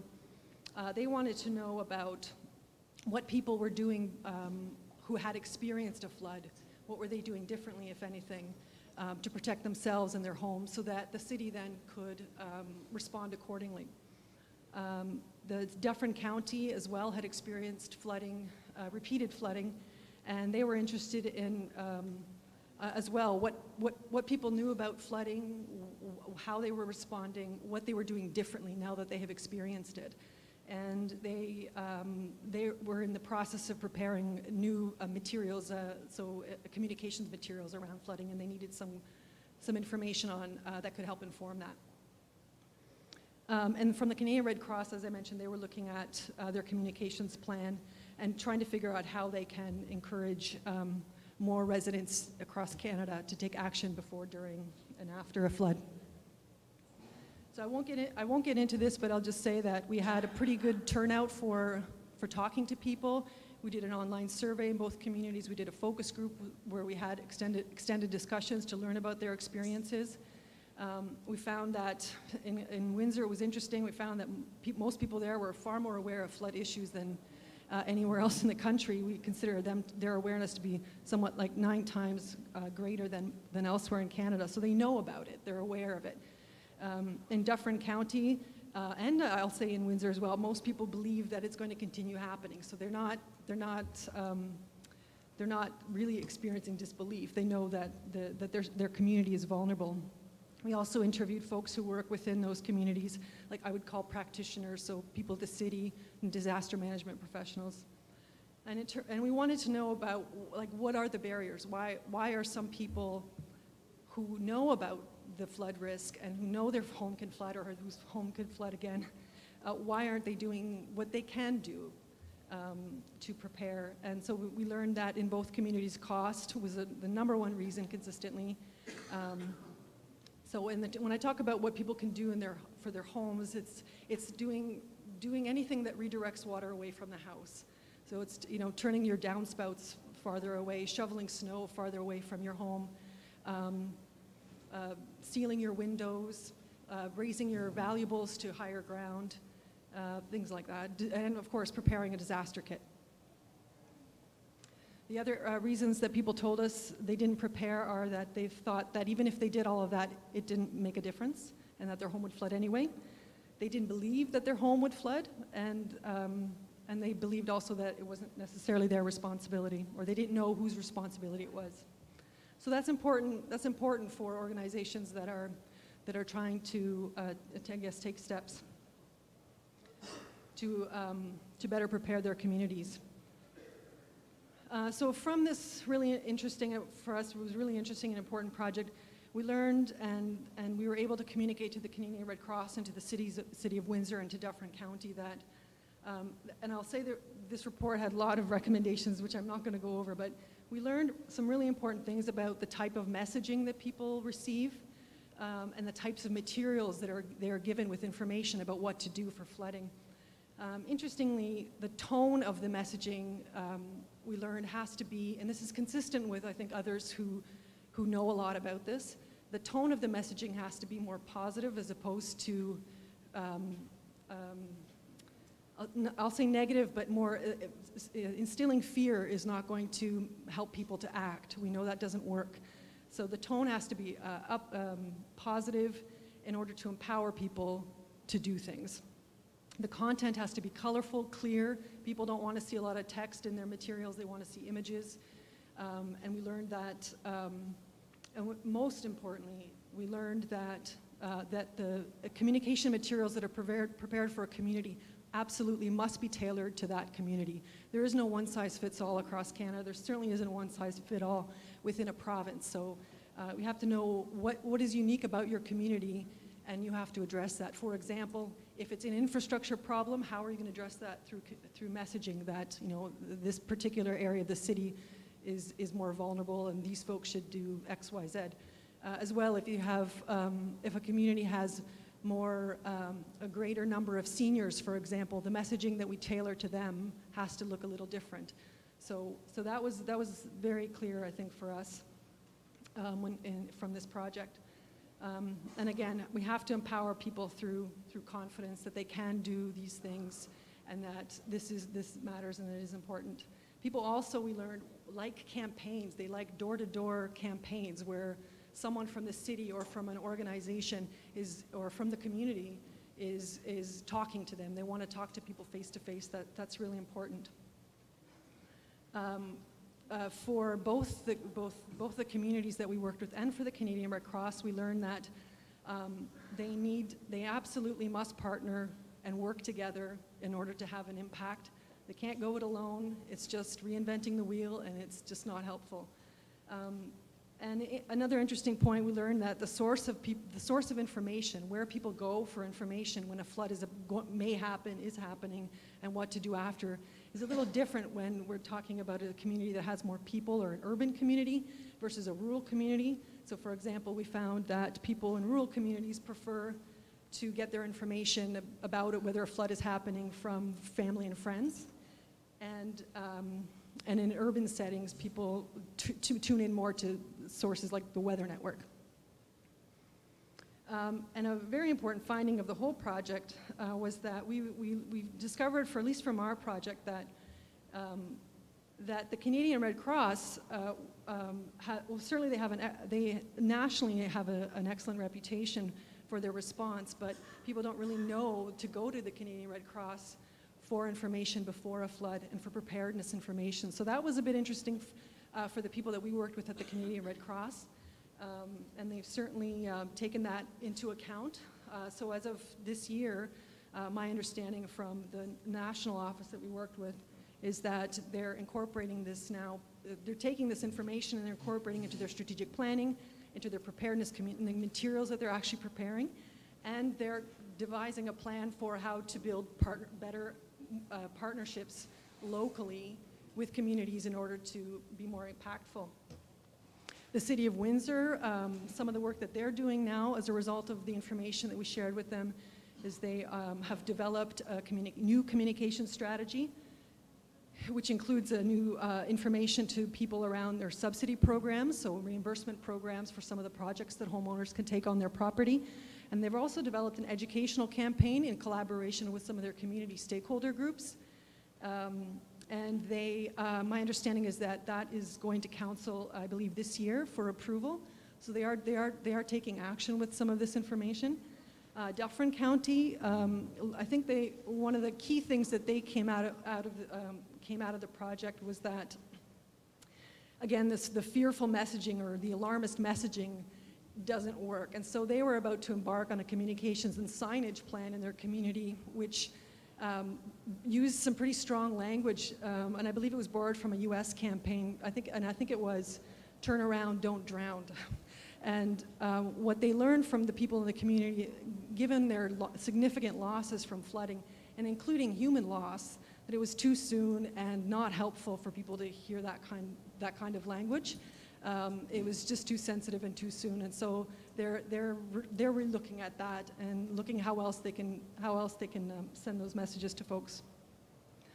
Another project that we did at a community level is we worked with a group called Reap Green Solutions, which is based in the city of Kitchener. They're a charitable organization that does work around flood preparedness at the property level. So they teach people how to build grain gardens, for example, around their house to trap water. And they've done some really excellent work, and we wanted to share their knowledge.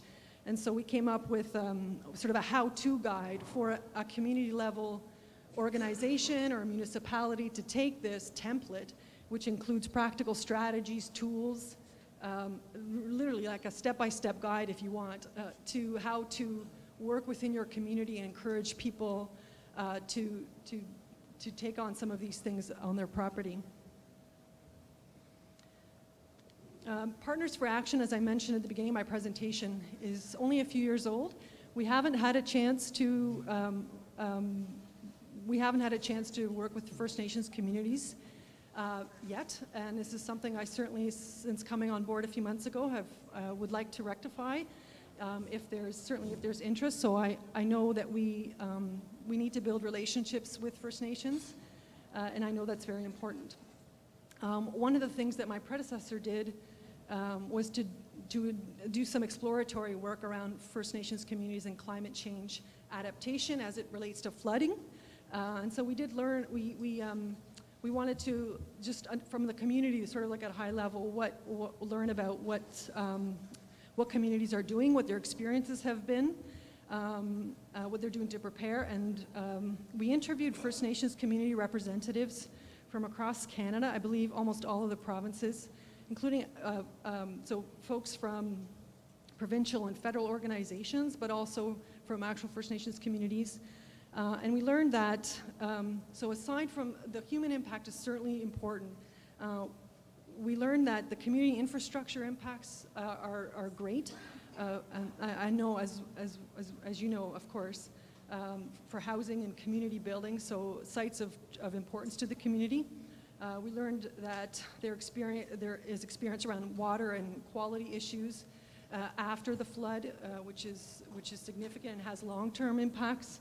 We learned that communities are in fact active in emergency management, and that we heard from people that emergency management and climate change adaptation are of course linked, and they have to continue to be linked in government's planning and in community planning going forward.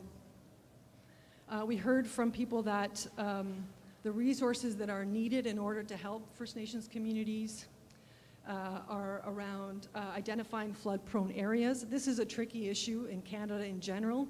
Flood maps are outdated, they're inconsistent, there's no standard for how to do them, and many people want to know what flood-prone areas exist in their communities. And so this was a really important point that we heard from many people.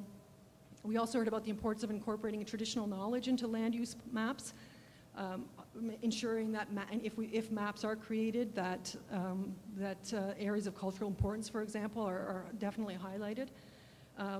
We also heard from folks that it's important to, when preparing for climate change, it's important to prepare for our future climate, not necessarily only with what's happening right now. So looking at 20, 50, 100 years from now, how can we prepare our start preparing our communities and continue to do so?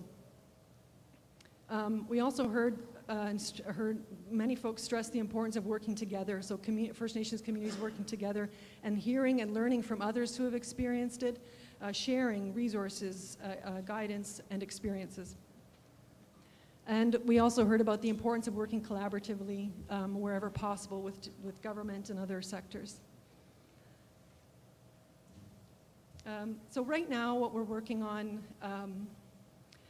is kind of a work in progress, but I'm happy to share with you a resource which we are building, and it's called Flood Smart Canada. It's a website, a plain language, comprehensive Canadian website. It offers information and resources on flood risk, what to do before, during, and after a flood. We have infographics and other types of links and resources for folks around the country. The purpose of this really is to create a repository of tested messaging and resources and tools on flood resiliency that we can share with many folks, Canadians, organizations, communities, and government. And this is, we have an ongoing project right now that's sort of feeding into this resource. And the primary focus of what we're doing right now is looking at what makes flood risk communication effective. So we're generating messaging and information around messaging and also sharing that with others. Next month we're hosting a workshop on this where we're bringing experts in risk communication, social marketing, hopefully behavioral economics, to apply different ways of looking at how we can make messaging effective and understood and heard by people. We'll be bringing folks from government, conservation authorities, industry, academia, hopefully others as well. And we hope to share this information, which will be put together in a practical report in various forms. And then we'll be developing, again, as I said, and refining messaging and sharing that with others as a tool. We're also doing another community pilot where we'll be testing those messages in two Ontario communities. We have some funding from public safety to do that. So the goal is to sort of see what works, what doesn't, and what needs to be changed, so people, so the messaging resonates with folks. And we plan to share this through community events and presentations, and also with local organizations. We're also developing, one last thing I'll mention is we're developing educational materials for school-aged children between the grades 5 and 12 around flood preparedness and awareness. We're working with the Canadian Geographic Society on this, so they're helping us to prepare some materials, which include an infographic, so a nice legible and attractive sort of an image-based document, a tiled map with some information around where flooding has happened in Canada and some historical information around those floods, and other interactive educational packages. And we plan to work with the Canadian Geographic Society to disseminate or to share those with over 20,000 educators across the country. Again, really just trying to share resources as we develop them. And that the sort of the final part of what we'll be working on with respect to this project is sharing this information, and we're developing a sort of a campaign about how to get this information out and working with various organizations to do so. We'd like to continue to explore community level strategies for building resilience, and we'd like to continue to grow and develop meaningful partnerships around the country where it makes sense. So thank you very much. Appreciate your time today. And I'm happy to take any questions.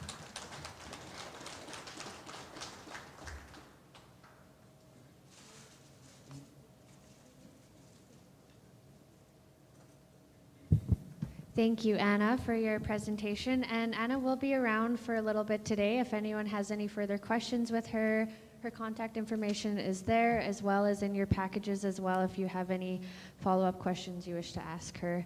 So thank you again for being here with us. And our last presentation for this morning is three wonderful ladies. And they are here on behalf of Treaty 2 and 4 Health Services Incorporated. So we're just going to get their presentation set up here. I have a quick announcement. Also, our wonderful ladies from the Red Cross had to leave to a meeting. So I did mention that they would be around for questions, but they had to go. So they did leave me business cards. If anyone is interested in those, I have them here if you would like. It has their cell phone, their main line, their fax line, as well as their email address. And then we also have some information. I think I'll call Craig Linklater up here right before lunch, and then he has something to ask or to let you guys know about. So.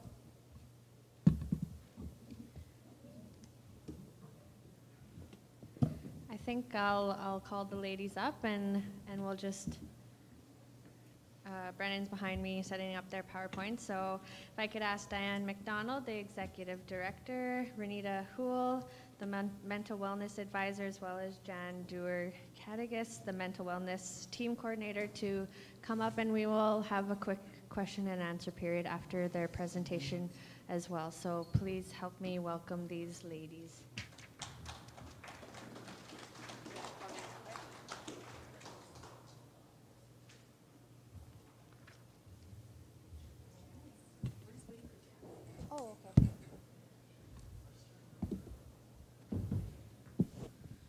So good morning. My name is Diane McDonald. I'm the Executive Director for West Region Treaty 2 and 4 Health Services.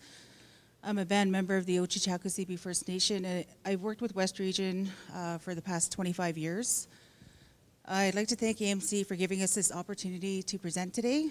We're just waiting for a presenter, Jan, so let Renita introduce herself. Good morning. My name is Renita Hole. I'm the Mental Wellness Advisor for West Region.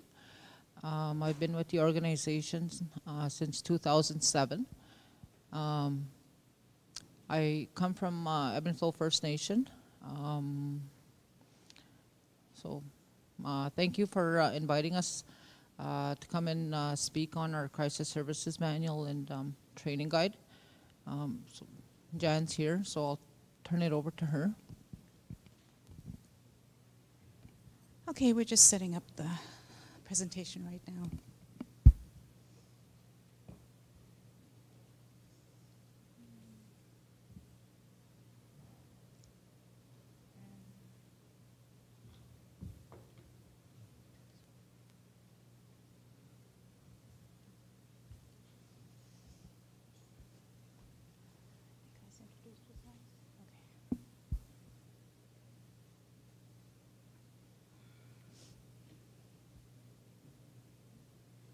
Good morning. I am Jan Dewar-Cadigas. I'm the Mental Wellness Team Coordinator for West Region Treaty 2 and 4. Health Services in Dauphin. We need... Oh. Can you hear me now? There we go. Okay, I am Jan Dewar-Cadigas, the Mental Wellness Team Coordinator at West Region Treaty 2 and 4 Health Services. And this isn't coming up for me. There we go. Can you hear me still? Okay.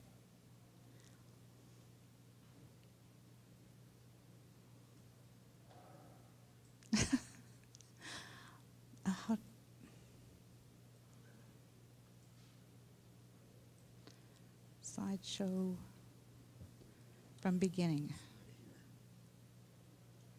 Right. Oh, there's the mouse. There we go. Okay. All right. We're all good to go. No, we're not. Yes, we are. Can you help me again? Oh, there we go. It's up there. Good. Got it. Okay, well,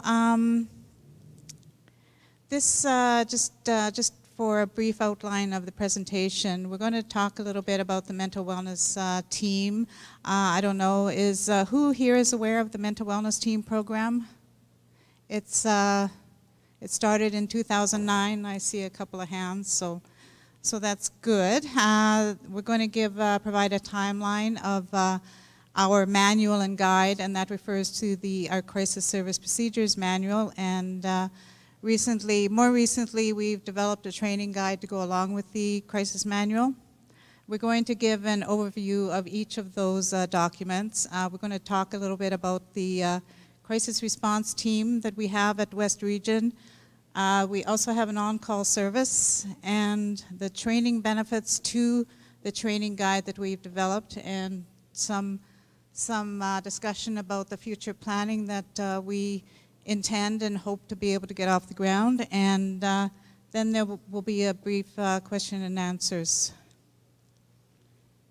section.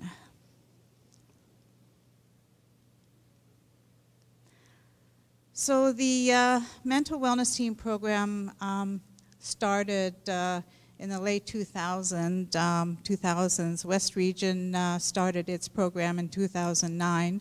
We were one of the first 9 national mental wellness team projects across Canada. Our mental wellness team program is known as Anishinaabe, Makina Minoawan, or AMA. It's a continuum of mental wellness services that's provided through, we have one tribal team, and that tribal team provides support to the 7 AMA community teams that we have on each of the, in each of the communities in the West Region Tribal Council area. And just a side note, the West Region AMA program, or mental wellness team program, is not affiliated with the MKO crisis response team that has started more recently. They do a fabulous job throughout the province, and we'll talk a little bit about that later as well. I'd like to mention also that West Region Treaty 2 and 4, we are incorporated and accredited by the Canadian Accreditation Council. The mental wellness team program exists to ensure that communities have the resources to achieve and maintain a healthy lifestyle. We have, our services include traditional, cultural, and mainstream approaches to cover these particular areas, addictions, whether it's drugs, alcohol, or gambling. Suicide, including attempted suicide and the aftermath of suicide. Mental health issues, which covers like a wide variety of different types of mental health and mental wellness issues, as well as family violence. And not just reactive, but also proactive and preventive activities as well.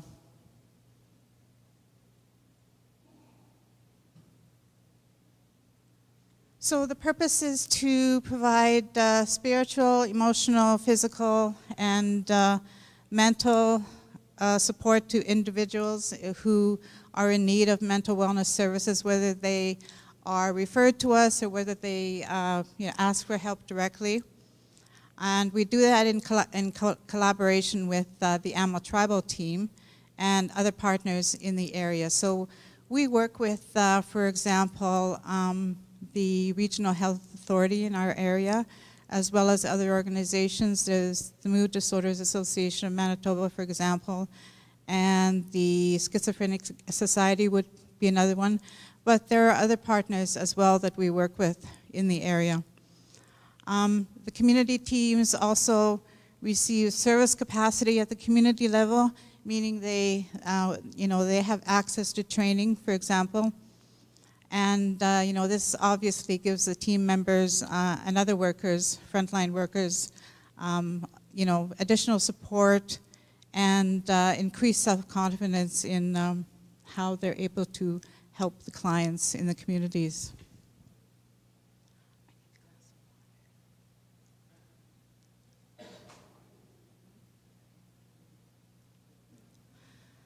So the AMLA Tribal team itself incorporates a multidisciplinary approach.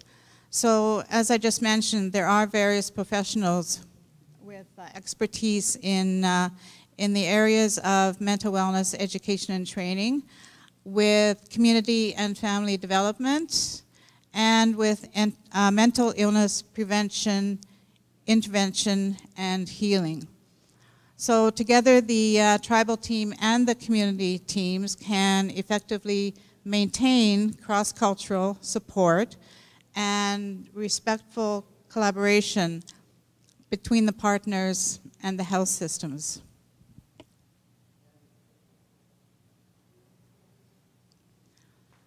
Just a little timeline about the crisis and the manual that we referred to earlier.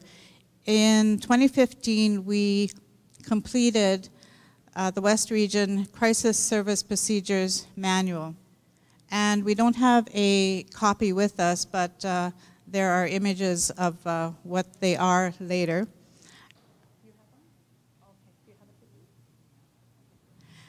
And so that was completed in 2015. In 2017, we completed the second edition of the manual. So there were a few additions, there were a few, I guess, corrections, and, oh, thank you. And so at that time, it was completed, it was copyrighted as well. And also in 2017, just following the manual, we were working at the same time on the training guide. That was completed somewhat at the same time, and it was also copyrighted.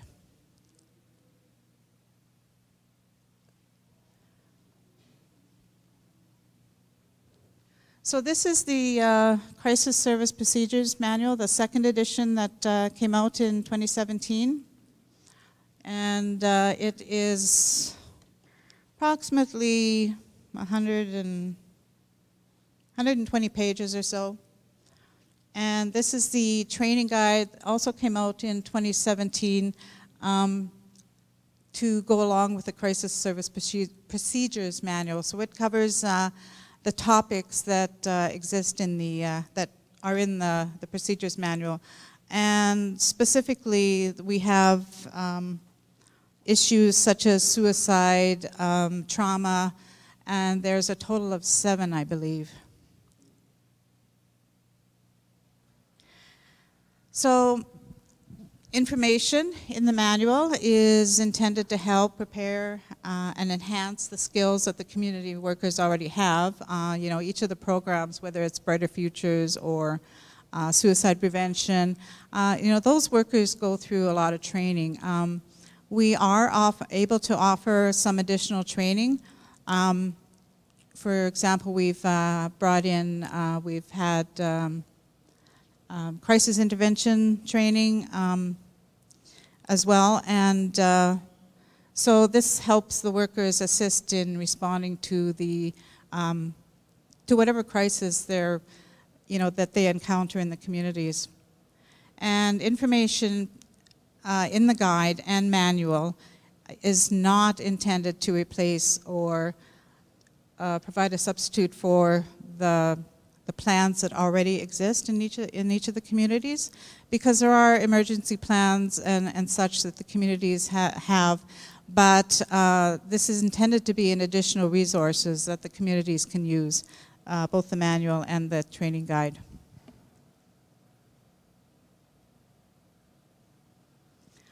So as you know, as time goes on, you know, there are going to be opportunities to update both the manual and guide as well, and to enhance some of the information as you know, the information progresses itself in the particular fields and areas that you know, are part of the guide.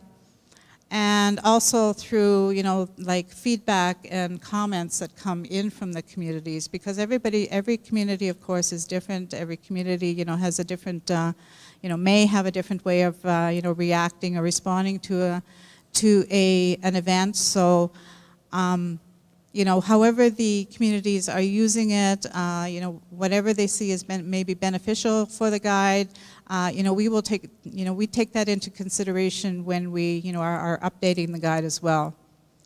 And as a disclaimer, like, we accept no liability or responsibility for any loss or damage, either direct or consequential, as a result of the use of the application or any information in the manual or guide. And these statements are in directly in the manual and guide as well.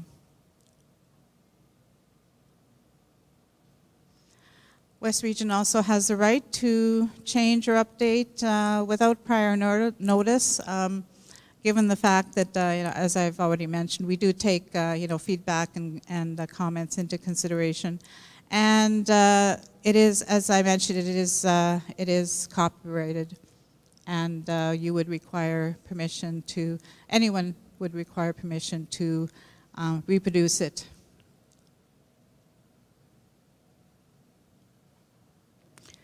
And this is the Crisis Service Procedures Manual. This is the guide. We have one copy of each up here. I would like to switch a little bit. We will talk now a little bit about the crisis response team itself. West Region does provide crisis intervention, which is short-term support to each of our West Region communities.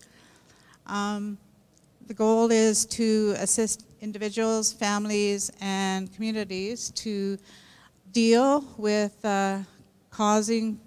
crises that cause changes that interrupt with whatever is happening on a daily basis. So that could be a social or emotional crisis, or it could be a natural crisis such as a flood, a fire, major vehicle accident, or a drowning.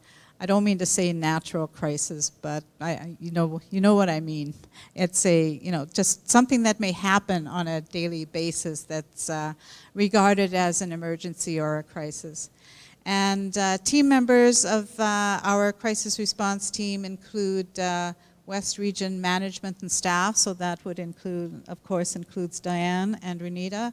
It includes myself. It includes members of each of the community mental wellness teams, and other frontline workers in the community. It could be BF, BHC, NAPES, addictions workers, counseling providers, Jordan's Principle, and any of the programs that are in the communities or the health centers.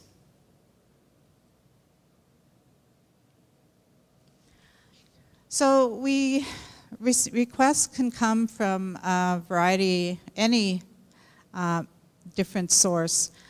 We get requests directly from First Nation leadership. We get it from health directors, staff, any of these people who are listed here. It could be someone from the school. It could be a family member.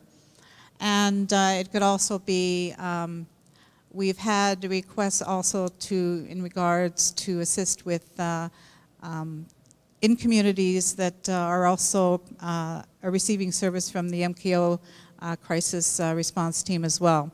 So we have worked in partnership with them on some events that have happened in some communities, as well as Indigenous Services Canada. We have received a couple of requests from them as well to respond and to assist in situations in other communities.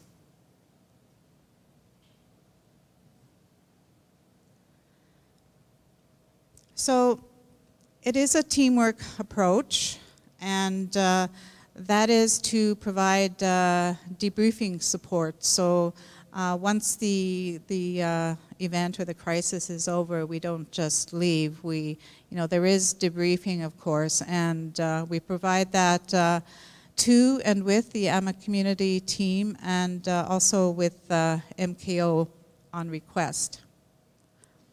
And some of the debriefing activities to support the family and the community are listed here. So that could be individual or group debriefing. It could be referrals that are provided to any number of, whether it's to West Region Counseling or to other organizations. West Region itself provides direct counseling. There are counselors from West Region in each of the communities except for one, which has a Health Canada counselor serving that community. It could be prevention activity. It could be traditional or cultural supports, whether it's smudging or other traditional practice. Home visits, sharing circles, and even attending wakes and funerals if we're requested to do that. So there are, a lot of different types of follow-up that we do provide above and beyond just the response to the initial event itself.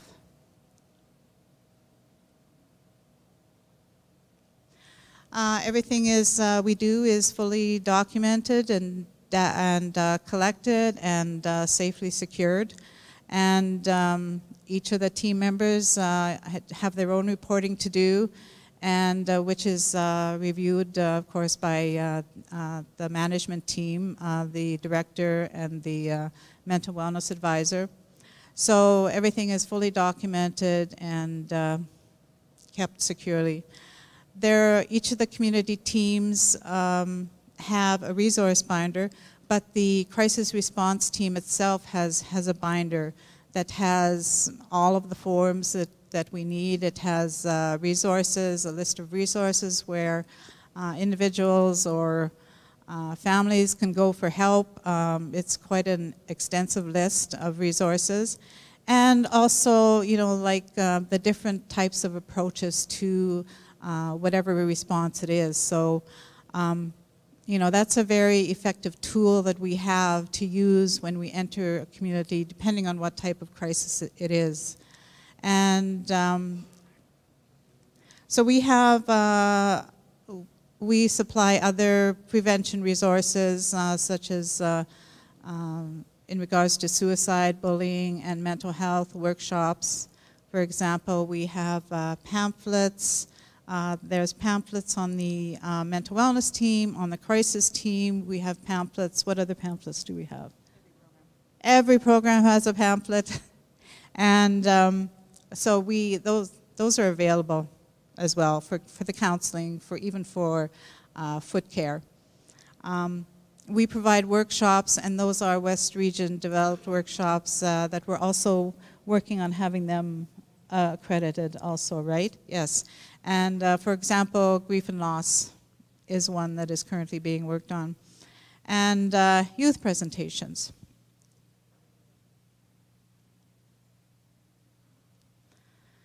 Self-care is very important for the people who are frontline and working and dealing with events and emergencies. And so the crisis team members and the AMA community team members participate in these debriefing meetings. And that's not just once at the end of the event, but you know, every time we're required to go in, so that might be daily. We might be there 2 or 3 days. So at the end of each day, we take time to debrief and just to kind of let it out, so to speak. And meetings are also held in the community after the crisis. That's just to ensure follow-up and service and support is being provided. And also to, I guess, explore what next steps need to be taken based on what the community wants and needs.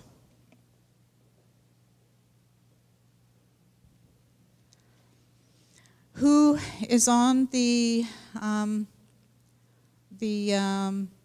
on-call? On-call, yes. So we provide on-call to the First Nation communities. That's the West Region Tribal Council First Nation communities, and members of those communities who live on or off reserve. So that is provided by West Region staff volunteers. So it's entirely volunteer by the staff, and that is available during office closures, during stat holidays, and also during the Christmas holidays. So during the 2 weeks we have off, staff have volunteered to answer or to take messages or check messages, there we go. And the messaging system itself is set up in a way that during the on-call service hours, you know, we are readily able to collect those messages. Because as I understand it, there's a standard after hours message, and then there's a specific on-call messaging system. So that is what is in service while we, during these on-call hours, during these particular times. And the on-call service, when a message is picked up, when there has been a particular emergency, the staff who has taken that message will forward it as soon as possible, immediately or as soon as possible to management, who assesses what is happening and determines how best we should respond and who should respond to that. And depending on the situation, and priority, of course, is safety for the staff involved. If RCMP are involved, or there are other agencies there, or if ambulance is on hand, if safety at all is any consideration, we will hold back until security clearance is given, and then we're able to go in and provide the support. Any non-emergency messages, they're followed up on the next business day or whenever the office reopens. So on Christmas, for example, that would be, we would be calling back in January. And the communities are always notified ahead of time when the on-call service is going to be in effect, and we also send copies to Indigenous Services Canada and public as well. The notices will go out. That will include a list of emergency contact information and counselor information, the counselor for each West Region communities. That will be posted at different places in the community, primarily at the, for example, it could be the band office, it could be the health center, VLT center, or wherever the community, wants to post it, at the store, different locations. And it's always provided in collaboration with the health centers.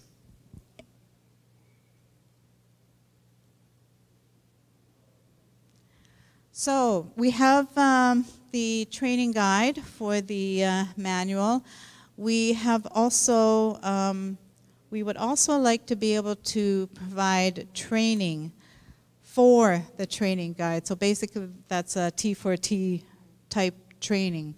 And so the benefits of that would be, there would be increased knowledge, skills, and preparedness of various potential crisis situations that may occur in a community.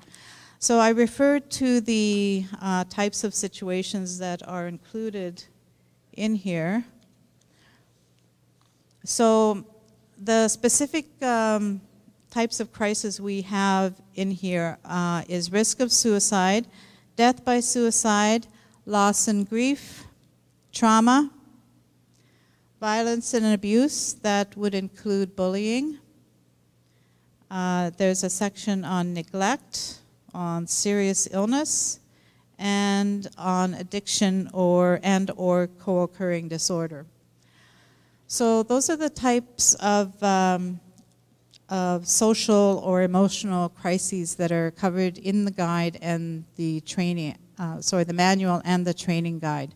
So the training would add a benefit in giving additional knowledge and skills to the workers on responding to these particular types of crises. And improved communication, that would be between the health centers, between the communities and West Region, and between the various departments, I guess, within the community, whether it's between, for example, the school and the health center, or with CFS. There would be hope. The goal is to have improved communication and coordination. So basically to enable the community to provide a more immediate or timely or effective response, and also the follow-up and debriefing at the community and individual level as well. Ongoing evaluation and improvement can be a benefit to the community's crisis response, and also to what they, I guess, have currently as well.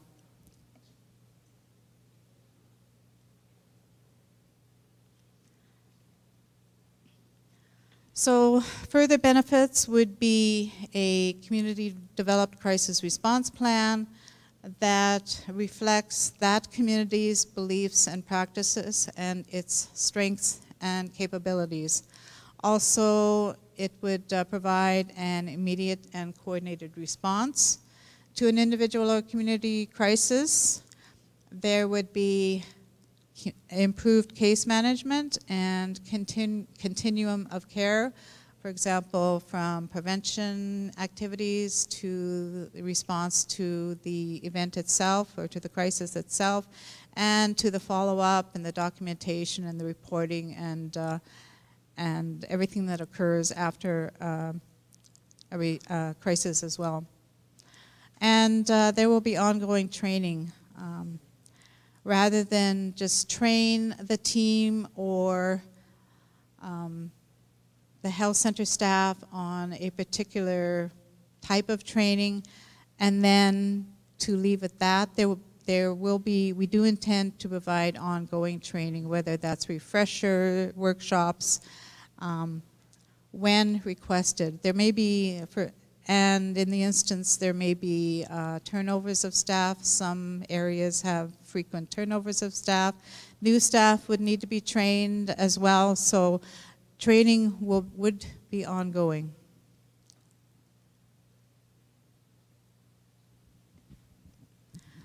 There would be other ongoing support, whether that's to help with developing the community's own forms, to develop them to their needs and requirements, and development of a community's own crisis response team, or its own on-call service. So West Region is able to, and the training itself would be able to work and assist towards providing those services in the community itself by the community members, and to be able to do that for and with their own community. Flexibility to meet community needs, again, what we just referred to, depending on how the community, what the community wants and needs for its own self. And we do, also as mentioned earlier, we do intend to periodically update both the manual and the guide as, I guess, practices develop in the field of response and in each type of these situations. Including improving the content and you know, that come from the comments and the experience that each of the teams have in the field.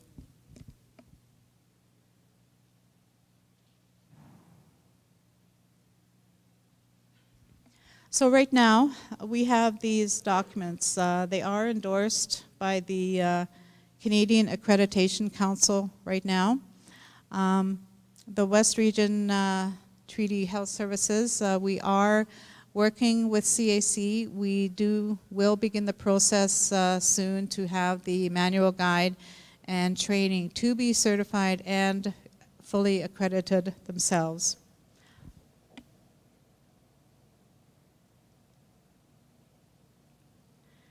And we have submitted a proposal to Indigenous Services Canada to deliver training of the manual and the guide to First Nations and other organizations in Manitoba.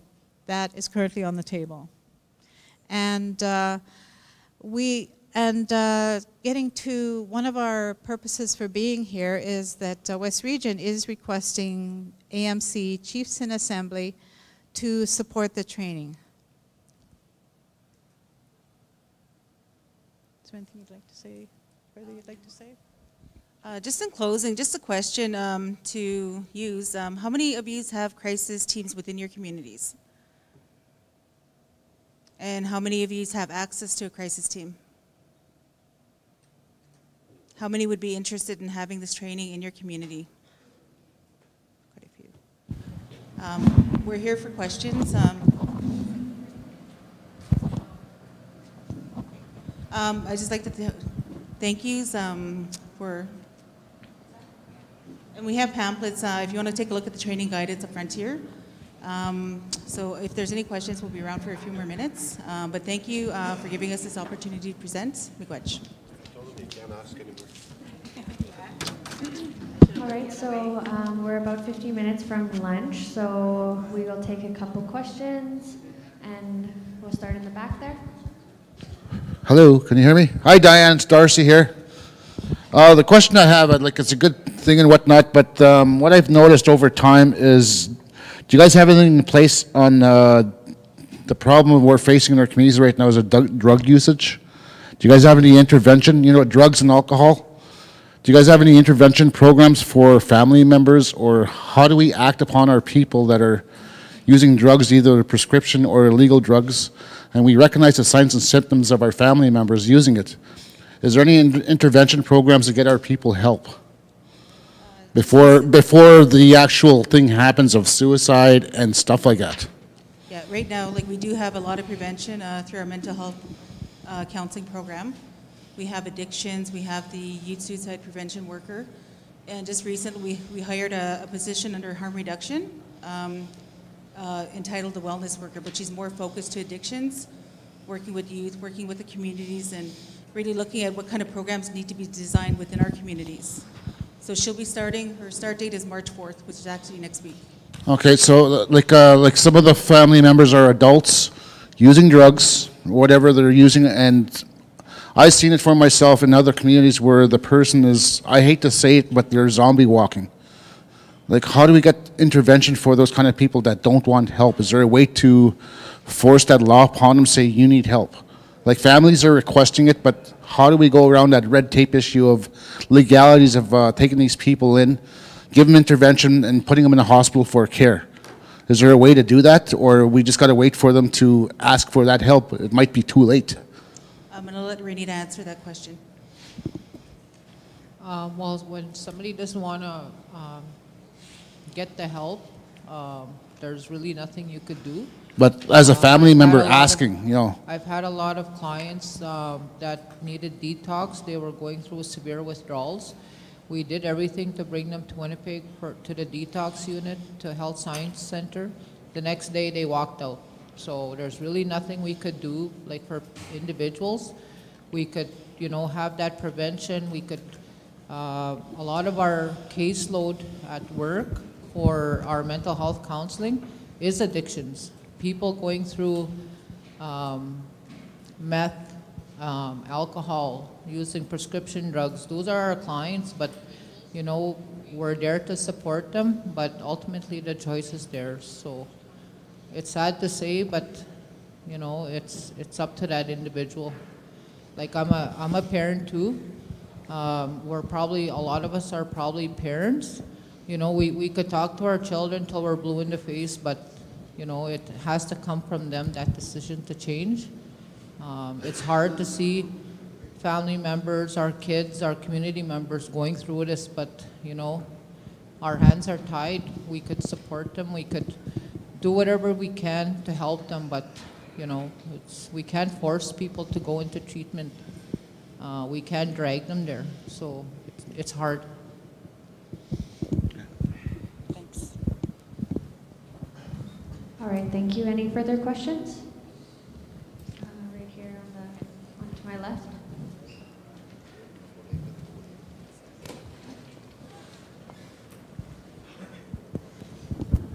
Good morning. I got a question. I'm from Saugeen First Nation, and I'm the volunteer chief in our fire department. Can we go outside of our health center for help for, say, traumatic things, you know, we experienced in our job? Can we go to the provincial, like, you know, say like the health center in Pine Falls or whatever? Isn't that working? Can you just repeat the question? It was a little, maybe hold the mic up closer to your... Hello. Okay, yeah. Okay, I'm a volunteer chief in our community of Saugeen First Nation. My question was, can we, like for traumatic things, like for, you know, when we go to fires, we see something, you know, it's going to affect us later. Can we go elsewhere besides our community to get help?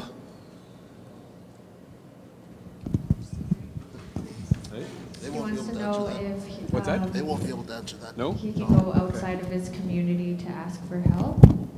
Yeah. In regards We have to, like we have a health center, you know, we have our health center similar to what the ladies presented earlier here, but they want us to go to our health center and see the psychologist or whatever you call them in our health center. But if you don't feel comfortable with that person, can we go elsewhere? That's my question. I don't know if you can answer it. Yeah, it depends on, you know, who you have as your mental health service provider. Is that individual through Health Canada? That comes out, does your mental health service provider come through Health Canada? Or Yeah, is it, I think it's through Health Canada. and how many days a month does she or he provide? I think he's there permanent. They're permanent? Yeah. Yeah. Okay. So if they go elsewhere, I'm not sure, I'm sure they would be able to, right, Renita? Yeah, provincial, yeah. Yeah, the provincial, like Pine Falls is the neighboring, Yeah. whatever community, and they have a psychologist that used to work in our community. Yeah. So if the client So I'm just wondering chooses if we can go there now instead of going Yeah. to see our guy in our. So if the client person we chooses to have. go there, it would just be a referral process that would need to be forwarded. Thank you for your question. We have one more. In the back there. Sorry. I had my question is in regards to the services that you provide, do you have interagency working agreements in regards to sharing client information, because one of the things that we often find is a lot of the clients, they're so tired of going to one person telling their story, going to another person telling their story, and going to another person once again to tell the story to try and get themselves help and support. And then, so the question is, do you have interagency working agreements to share that confidential client information so they don't have to keep shopping around what it is that they're going through to try and get the help and support that they need? Hello. Within our organization, we have our own mental health counseling services. So we hire our own. They're in our communities, so we have that service. We have the addictions program, we have our cultural, so we have a lot of different programming within our own organization.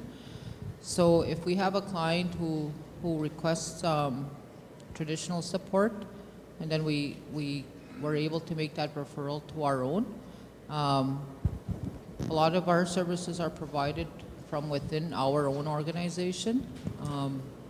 But if a client wants to go seek services somewhere else, then we do have make a referral, and we have like our own referral form, our own consent forms, like all our own forms. So that option is available. Like even some community members don't want to see, for example, community frontline workers because they're either related or whatever the reason. So somebody from our office, say addictions, will go to that community and provide that service. So I hope I answered your question.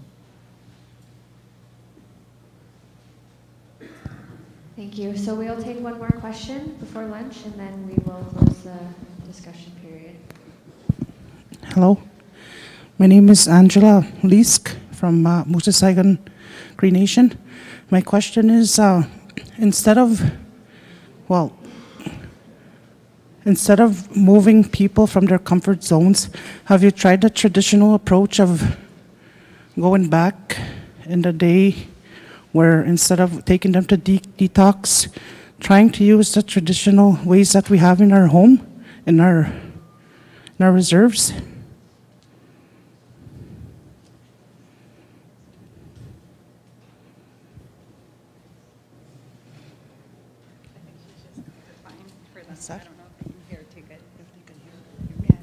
Did you hear me? As part of our, one of the programs we have is the Indian Residential School. So we have two cultural support providers, one male and one female, and both have a high caseload where clients are referred to them, clients call, like to go see them, and they use the traditional medicines, for whatever the client's is going through that they request. So yeah, we use like traditional support. Traditional culture is a lot of, a part of all our programming. Just recently we completed a traditional teaching toolkit called Bimadwizun. We just finished it. We just had our first training to staff on Monday. So culture is a big part of the work that we do. We have like the ceremonies we provide for clients. So thanks. And all our values are based on the 7 teachings with all the work that we do. So, miigwech.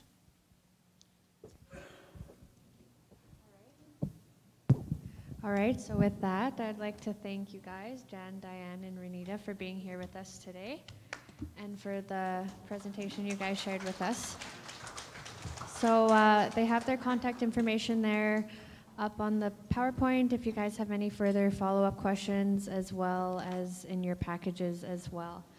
So just a quick announcement before we go for lunch.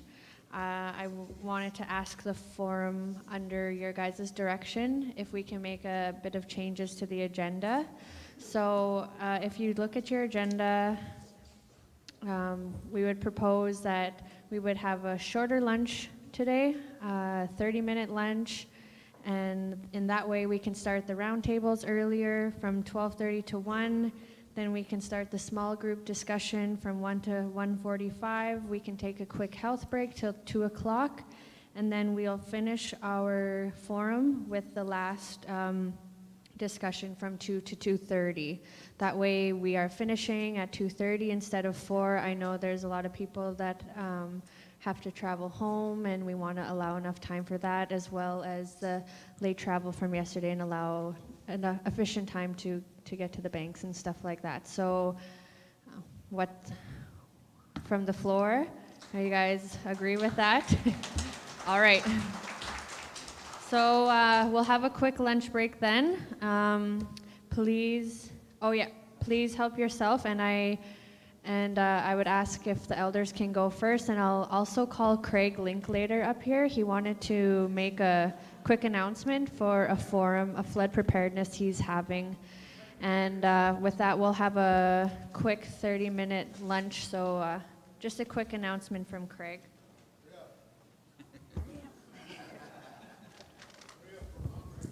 Hey, good afternoon. So I don't want to take too much of your time. Just want to make a quick announcement. I passed around a flyer there. First of all, my name is Craig Linklater. I'm the Emergency Operations Coordinator for Interlake Reserves Tribal Council. And we're having a Flood and Fire Preparedness Forum in Ashton, Manitoba at the Centennial Hall on Tuesday, March 26th. We hope to see you there. Some topics include some evacuation strategies, as well as sharing ideas, networking. With the flood forecast that was announced yesterday, we want to be prepared in the Interlake region. Just a heads up on that. We hope to see you at our forum. Thank you.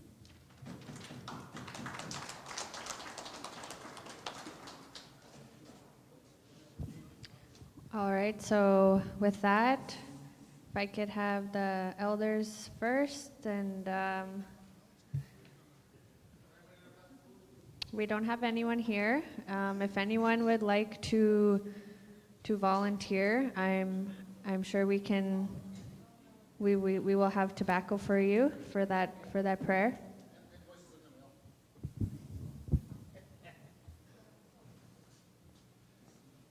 Okay, I'm just going to say the blessing of the food, so bear with me. Creator, we thank you today for this wonderful meal we're about to receive. We ask you that you give us strength and guidance throughout our day. We ask that you give us some good journeys home this afternoon. Thank you. Miigwech. So, elders, please help yourself first, and everyone follow, and then we will reconvene at 12:30.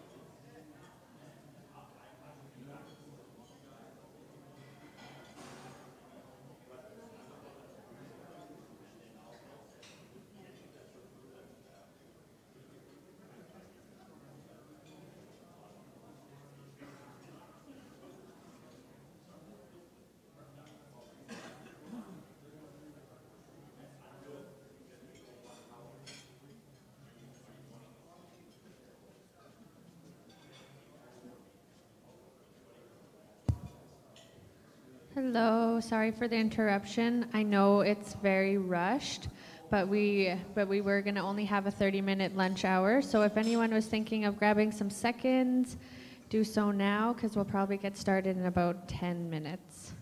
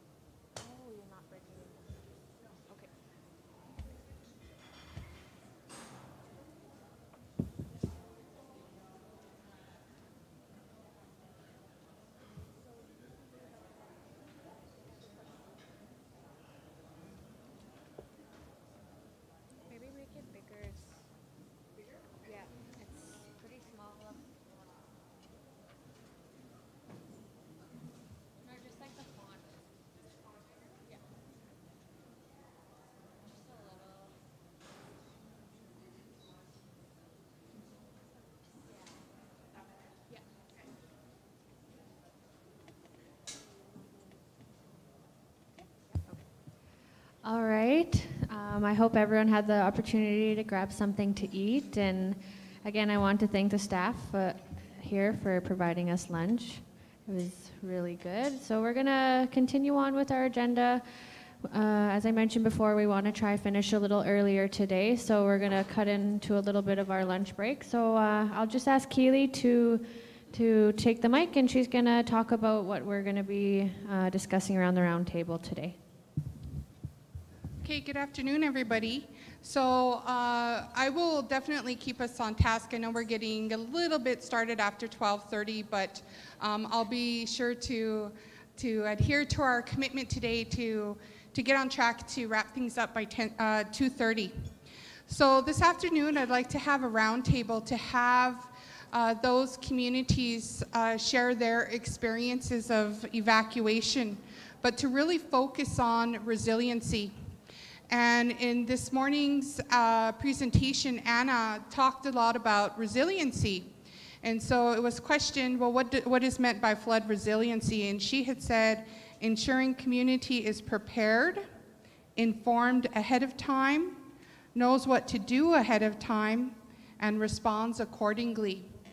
And she also shared, too, building off of one of her key messages, is that really when we're communicating about flood preparedness or flooding situations, is to have positive language and not to have language of fear. So we do want to talk about resiliency this afternoon, and we want to give those communities who have gone through evacuations, whether it be due to fire or whether it be due to flooding, to share exactly what empowered the community individuals, the family level, the community level, to be able to deal with the evacuations in a good way. Certainly there are many challenges, and as the Red Cross shared earlier today, we're still learning as we go. So what we wanted to do today is to give the floor to the communities to have a voice and to share their experiences of evacuation, focusing on those resiliency factors. And I think it's really timely, as one of the messages that has been coming out of this forum is that we need to have First Nations voice in a lot of the different aspects in terms of responding to floods and also to climate change. So the floor is open. If we can have the revolving mic available to those who want to share their stories. So I'm going to turn to, as a starting point, I would like to invite those communities who have experienced evacuations in the Island Lake area, around Lake Man, Lake St. Martin's. The floor is yours. If you can share your evacuation experiences and share what some of your strengths were, your factors for resiliency. So I'd like to invite communities to see a hand.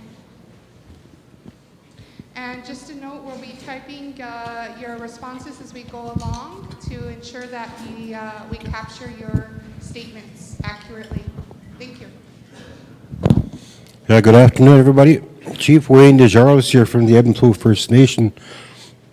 First of all, I'd just like to thank the Peguis First Nation for hosting this event for the last 2 days here. I think it's always important to make sure we recognize the territory that we're in, visiting and whatnot. In our community, we had in 2010. My Fire Chief Darcy Houle and I attended a session at the Canada Inns at Polo Park. I think him and I were the only two Aboriginal people here there that day. You know, Can you hold the mic a little bit closer? Thank you. We want to make sure we capture what you're saying. Okay, thank you. Yep, I was just saying that Darcy Houle and I we went to this, flood preparedness session in 2010. That was for they were predicting that we were going to have a flood in 2011.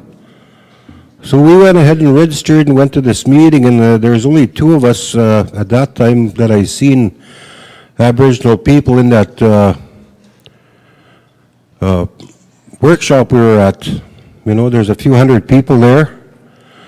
But, you know, the flood came 2011, but we managed to get a few things up front to get prepared for our community. But at the end of the day, when the flood was over, the Evanflow First Nation was probably flooded about 80% of the community was flooded. And before this water got to the interlake or further north, it has to come through our community first. So we were actually probably one of the first communities that was flooded. But to prepare for stuff like this, you know, we have to keep our eyes open. Like this morning, CTV News, 6 o'clock in the morning, before I left, I was watching it, and they said it looks like there's going to be a flood again, similar to the one we had in 2011. And, you know, I've seen some chiefs here yesterday, and I know we have quite a few members from different communities.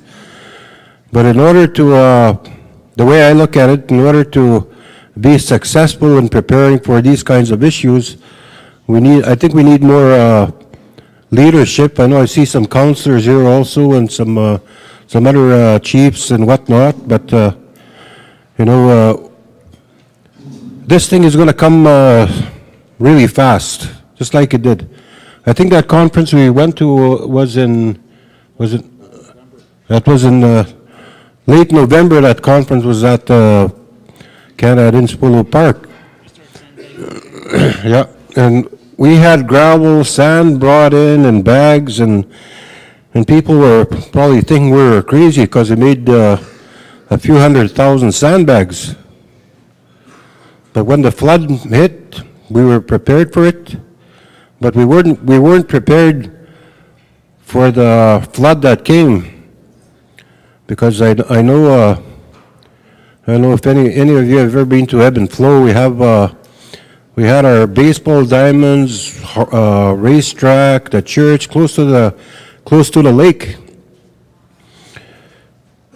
And then after the flood came, you know, people were fishing right off the first base on the #1 diamond, casting from there. And this is still about half a mile from the lake. And it affected quite a few houses, you know, basements, crawl spaces, whatnot. And, you know, we were getting water from the Portage Diversion into Lake Manitoba, and we were also getting water. We're situated on the east shore of, on the east end of Riding Mountain National Park, and in our community, there's lots of tributaries and a creek, major creek that runs through our community. So it was pretty hard to try and beat this flood when, you know, it was a man-made flood, and we all know that. You know, the thing is, they don't know who to blame. It was the province, or was it the federal government? But these are the kinds of things that we need. Like, this is a very important meeting here today, and that's why I'm here today. I have a lot of issues to deal with in my community. But if I didn't come here today, then I wouldn't have known the things that I've heard in the last 2 days, which I'm very grateful for. You know, and it's always good to have somebody that you could depend on.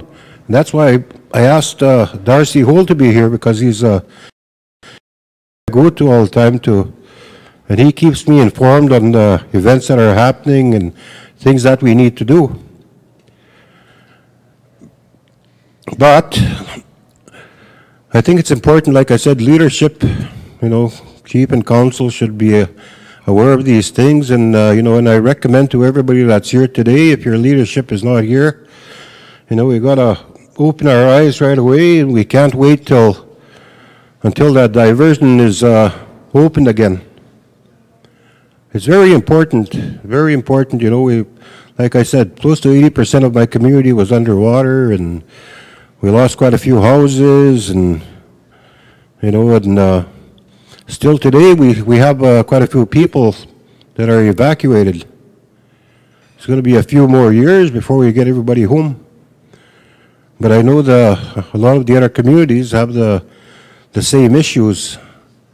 But in order to tackle these issues, we need to be at meetings like this, and that's the other thing I'd like to recommend to all the people that are still here today, to make sure, tell your leadership what's going to be happening.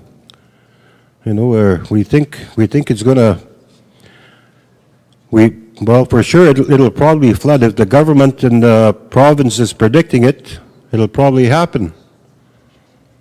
So these are just a few things that I would like to say to, we had a lot of issues where elders and families were moved out, and we have the same issues as anybody else that got removed from the community.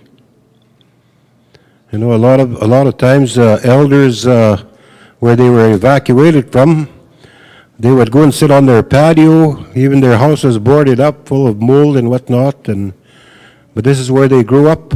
And these are the kinds of issues that we have to deal with. A lot of our elders have gone now, have passed away, and I felt sorry for them, because what could we do? And some of them lived by the lake, and that's where they grew up as kids and families. So, and I know a lot of the other communities have the same issues, and we ended up losing family members from our community when they were staying in the city or urban areas.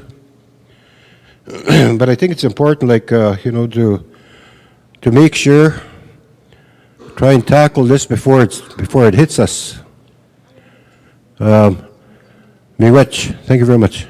Thank you. Thank you for sharing your comments, Chief. Thank you. And if I can ask you quickly, so what would you say what were the strengths of your community in your experience of the evacuation? If you had to say two things were your strengths as a community, what would you say those were? Okay, the first one would be, like I said, we were at that meeting in November, so we prepared for what we could prepare for. Right.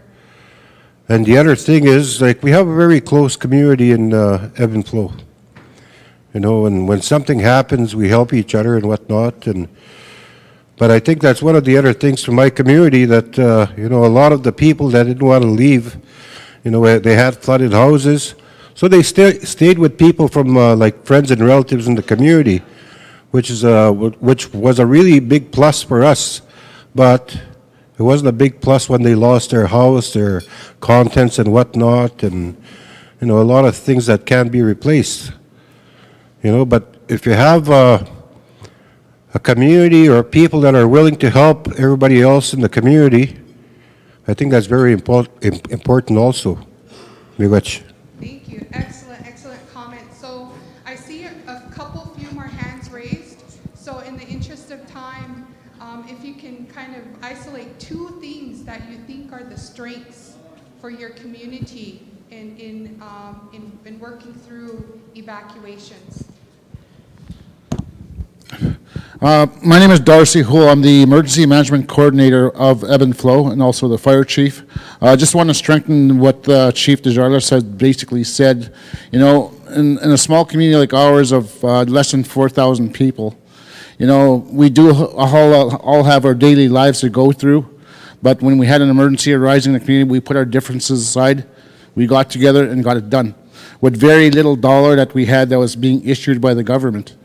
But the only question I do have from the government of today is, we want to prepare for something that might happen similar to 2011 this year. Is there a possibility while you're here, I forget your name again? No, the lady here. Jose.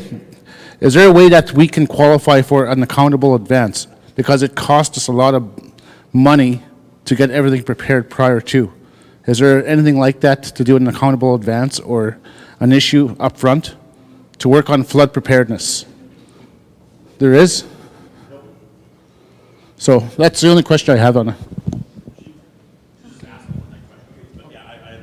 Yeah, do you want to answer? Sure.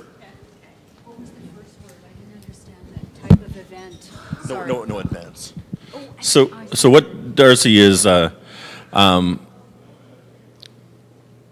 INAC, whatever you want to call us, we provide, you know, flood prep funding for First Nations, and we have for years now. What Darcy is saying, and I truly do understand what the situation is. What he's saying is our program usually, well, I'm going to say almost all the time, is we will say you're approved for a certain amount of funding. The First Nation needs to, you know, do the activities and spend the funding, and then show us a submission with the corresponding proof of payment or whatever the case, and then we will flow the funds. I definitely recognize the situation of when you're talking about some of these flood prep situations, and sometimes the band does not have the actual funding to start up, or whatever the situation may be. Sometimes it's at the year end where there is very little funds as well. That is something that we are, or I've sort of been advocating in the past, the year that I've been with emergency management, is saying that there does need to be a certain advance or a certain situation of helping First Nations in that. It is ongoing. Government moves slowly, and I apologize for that, but we, it is something that we are looking at and wanting. We do realize the hardship, and that's exactly what we don't want to put First Nations in, is a financial hardship to do these kind of activities. We realize the activities are incredibly important and need to do. So I don't know if that situation is going to be there for this year. I will say this, I'm advocating for it. So sometimes we need to look at senior management and go, it's been this way for a long time. That doesn't mean it's the right way. So bear with me. I'll keep asking. You're so well. Our folks in the Manitoba office here are really incredible for speaking for communities here, and just to repeat, those are the exact things that we're looking at now to try to make improvements to the program. So that's one gap that we are so aware of across the board, and we're looking into different options for that. And the other one, someone mentioned this morning about the purchasing of small equipment like kits and radios, and that's also something that we've heard loud and clear, and we're working on finding ways and making improvements to the program that would eventually allow for those types of purchases. So again, I don't have any announcement to make today, but just so you know that those are two issues that we are very, very well aware of, and we're trying to make changes. Okay, we have time for one more comment up here. So if we have headquarters here. They say they're looking at improvements. So let's let them know what the strengths are for communities and evacuations. I'm the emergency management advisor for Peguis First Nation. I've been through multiple DFA events, 2009, 2010, 11, 14, and 17. And one of the comments that I wanted to bring forward is the registration of evacuees during the actual crisis. It's important that the affected First Nation have representatives from their community, from social, from health, along with our emergency staff, to register individuals, because if it's done properly, it protects everyone from day one. Then that list, even before anybody leaves the community, that list is then forwarded to chief and council and key people so that they're informed from day one where their people are going, who's been impacted, what are the health situations of each family. We have been working with the Red Cross. However, they don't know the people So it's a partnership in place where our community members step in from day one and provide that verification, because guaranteed, if we're impacted by an event, it's going to become critical 6 months to a year after. And I believe that this is something that has failed in the past, but if the registration of evacuees is done properly, it proves those who were living on reserve at the time of the crisis. And it's critical that those funds go to those individuals. And I know that Red Cross has a good intention of helping, but there should be a policy in place there where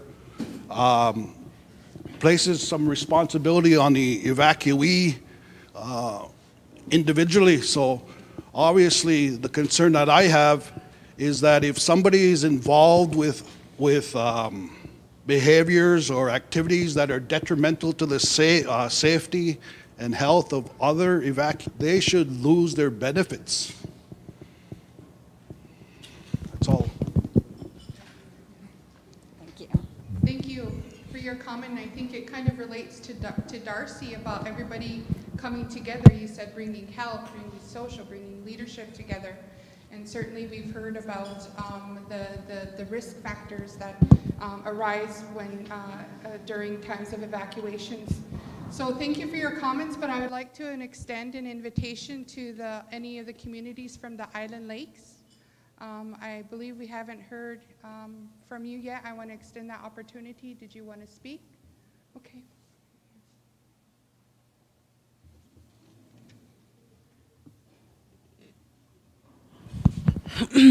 Hello, my name is Olivia Mactogo. I'm a counselor in Wastigmac.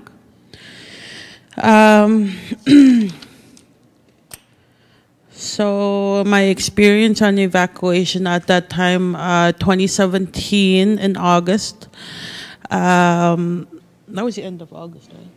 I think that was the end of August, but I wasn't the counselor at that time. I was the income administrator, and I was looking after the family and the kids of their like their welfare. So at that, it was a very horrific, I'd say, because nobody did not know what the emergency response was. Because this was, I don't know if did we ever have the evacuation before? I'm not quite sure how long ago the other evacuation was, but I think this was the major one. And so we didn't have an airport. We had to use boats. A lot of boats and medical boats just to go to the other reserve, which is St. Teresa Point. And the kids, the newborns and the elderly were supposed to go to Brandon or Winnipeg first, but they ended up sleeping at the airport. And the rest of the people slept in St. Teresa in high school. So it was really not much we can do. I don't know why they didn't bring the what do you call that? Planes. The planes weren't even coming. So that's why nobody wasn't even going anywhere. Like even for people who have asthma, they were still there. There was nobody wasn't even flying out until the next day. And I don't know why there was no response from the government or anywhere else just to fly us out. so no flights were going and whatnot. But I don't know. It's still hard to say what I saw. It was very horrific. So I'll pass this on to Joe here. Hello. I'm also a counselor from Wasagamak. I was in the city at that time. I wasn't back home, so I'll extend some of the experience that our community had at that time. This was a full evacuation. When you look across here, you see the trees here. When you look over there, that's how close it was. And the smoke was just pitch black, straight along. And and the people say, you know, it was coming fast because of the wind, and there was a what do you call that? I can't even remember what it was. It was like a firestorm that, I don't know, it created itself and came across our band office. It took out a part of the roof, and you can't breathe, you know, and the whole community had to move like an hour, given the wind, and we had to rush out of the community. We have pictures to show, but we don't have them here. And like what she was saying about the airlift, it took about a day and a half for the emergency response team to get their planes to St. Teresa Point. We don't have an airport. And also that there was one of the prenatals who had a miscarriage at the school in St. Teresa Point.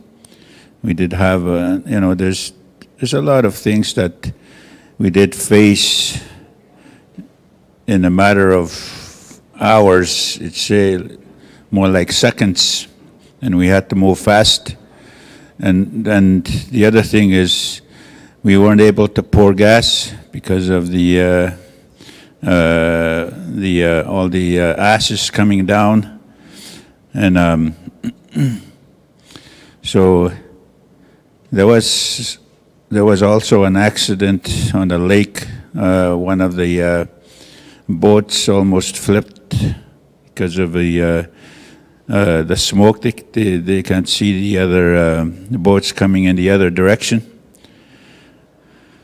And and also that when we were here in a community, I mean, we were here in Winnipeg and also in Brandon. Most of our people were in Brandon. Our population is about 2,500, about there. And only about, I think about 34 stayed behind for the entire time till we went back. And we stayed in the cities for about a month, five weeks or about there. And we had a lot of, you know, I guess we try to control our people because you're actually moving a community to another place, and we see issues in our own homes, and those issues and problems that we have in the community, we brought them to the city, but those problems that we have, they, you know, created more problems for us. We had problems with medicine, our elders not getting proper medical attention, and you know, those chronics that we have in the community, and also the Red Cross. They were only available from 9 to or 8 to 5, so everything that we did in the community, we had to do for them in the city basically all night, you know. And when we talk about resiliency, we've survived so many things. Like, you know, the First Nation have survived through so many years of whatever. And when we went back, we were happy to be at home, you know. And there was racist marks, you know. There's a whole bunch of things that we didn't appreciate coming to the city. And we know how to take care of our own people. And when we went back, we had a gathering, you know, to say that we want our people to pray. It's a Thanksgiving for us, for all of us to come back home, you know. And we need to look at several things. The preparedness plan, I don't know if it's somewhere in the shelf in one of our offices. It's not a priority. I don't know why. Maybe the government is saying to us that, you know, this is not a priority. You know, there's lack of funding, I'd say. And, you know, there's always jurisdiction is an issue. Why battle it now when you're running, you know? And we didn't get as much as we had thought from our claim.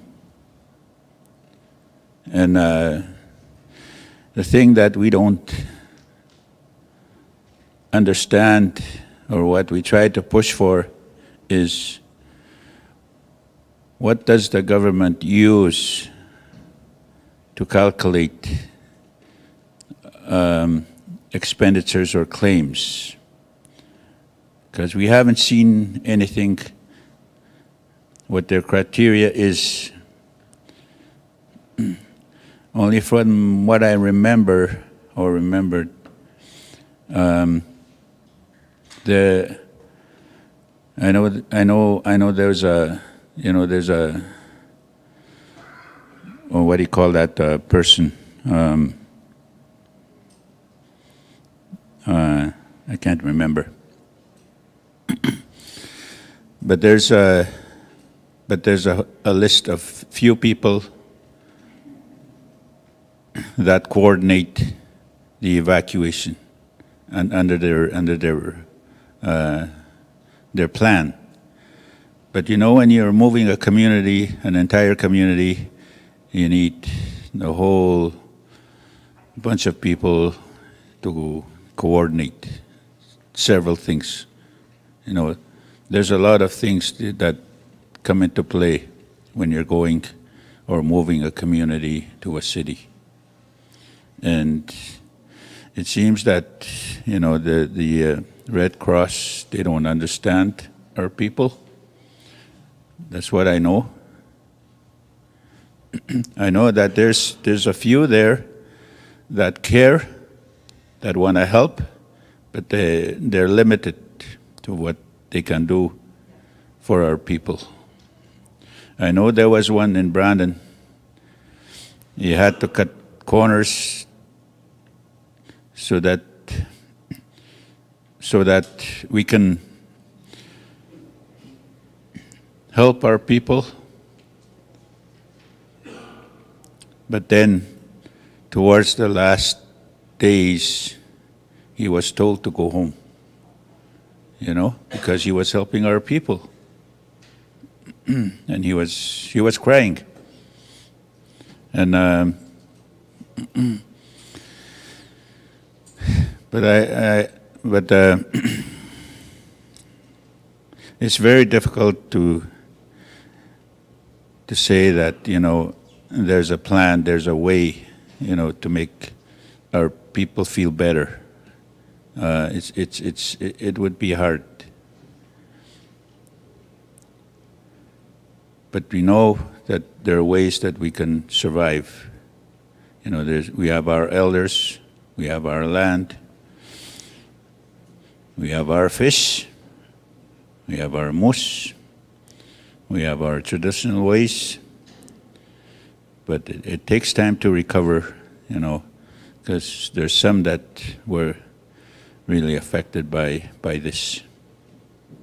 So, oh yeah, there was one, at that time there was one from a person from, I can't remember, somewhere in Ottawa. I don't recall, because I wasn't there. But anyway, he wanted, this lady was in the community at the time. He wanted to, I guess, leave as soon as possible, you know. But they told her that she had to wait in line for the boats, and also that she went to the airport. They took her to the airport, but no plane, you know. These things, you know, other people expect, but I haven't heard her say anything on our behalf what we go through.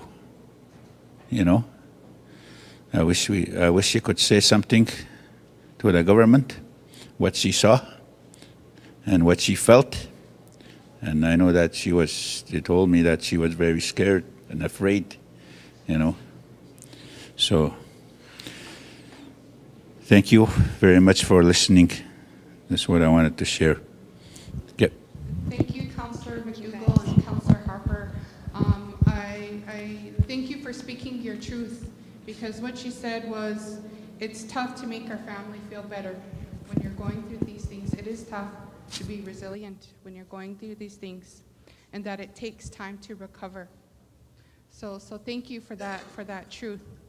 But I think now we're going to continue with sharing our stories and our experiences and our perspectives in focusing on what communities are doing.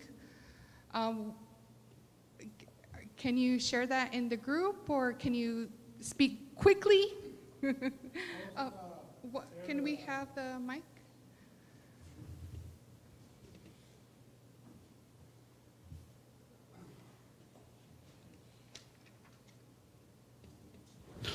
Hi, my name is Willa Bitter, and I'm from Poplar River First Nation as a fire chief. We got evacuated August 2017. Like, I think it was before us. We went first and Washakimak. It's scary to say, like, we have a shortest runway in our community. Like, the problem is, like, there's only 9 passenger planes. So imagine if you evacuate over 1,000 people in the small planes. So the evacuation took place, 5 days? First bunch was first priority, second and third. That was our first list. So it took us 3 days to evacuate. So 2 weeks later, we had a full evacuation, the rest of the community. And the planes were flying for 5 days, 24 hours. Imagine you're a fire chief and your EMO team, like you're up. like 24 hours a day. You don't have rest, or you can have some sleep. Now the problem is these communities like in our area, Central East or whatever, Little Grand, Pangasi, whatever. The problem is right now that fire in August 5th started. We called Natural and Stable Development to try to put that fire. And guess what? They told us we're going to let it burn. It's not going to go anywhere. You know, they could have had that fire out in one day with the water bombers, but they never did. Just let it burn. So that 2 weeks later, that fire got bigger. Maybe that same thing with Wasikamak. Maybe they didn't know there was a fire somewhere. But now Stable Development let it burn. Same thing with Little Grand. I seen that fire. I seen a video of it. They didn't bother action it. Just let it burn. You know, First Nations, we suffer of disasters, and you know, there's no funding to purchase equipment or whatever.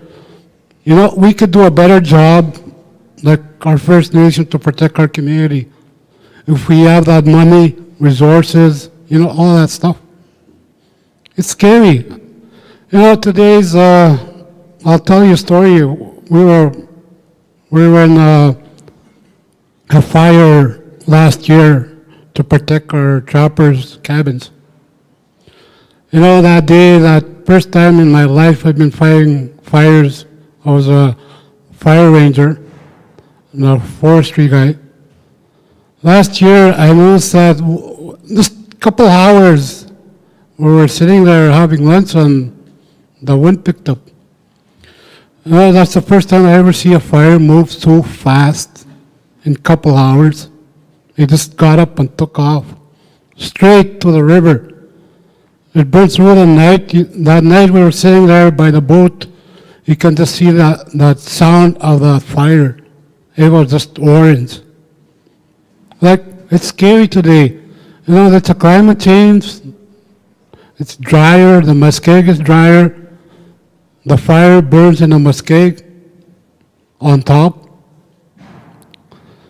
You know, evacuation, like that's most scary experience I went through to try to protect my people, my community. But it's a lack of equipment and a lack of information from conservation. You know, they could do a better job putting that fire out. You know, that's sad. If we have a better resource, we all, you know, all the First Nations are, like, we're experienced, we have training.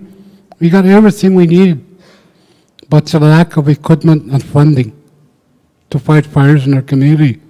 You know? That's true. You got resources with helicopters, they fly around, and they don't call water bombers till it's late. And you know what kind of pisses me off too? They rather protect the hydro line on that fire. They put water bombers right away. That kind of pisses me off. So why come we didn't protect our land where we trap? We go hunting. You know, we take our children to picnics, whatever. I didn't protect our land. Just let it burn. You know, that kind of pisses me off. They rather protect the hydro line. You know, that's... You know, we got evacuated for 5 weeks. You know, there was quite a few people stayed behind. There's me and the fire crew, and we had volunteers, and we have a couple of EMO team.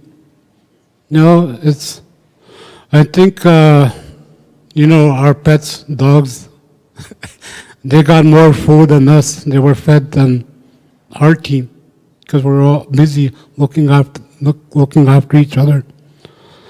But make sure you guys have that emergency plan in place. Look after it, getting people involved, get your chief and council. You know, that's a good thing to have an emergency plan in place. You know, always talk to your people, work together as a team. You know, that's how we're the community. You have to do it yourself. Don't depend on anybody. Don't anybody, you know. Thank you. Thank you so much.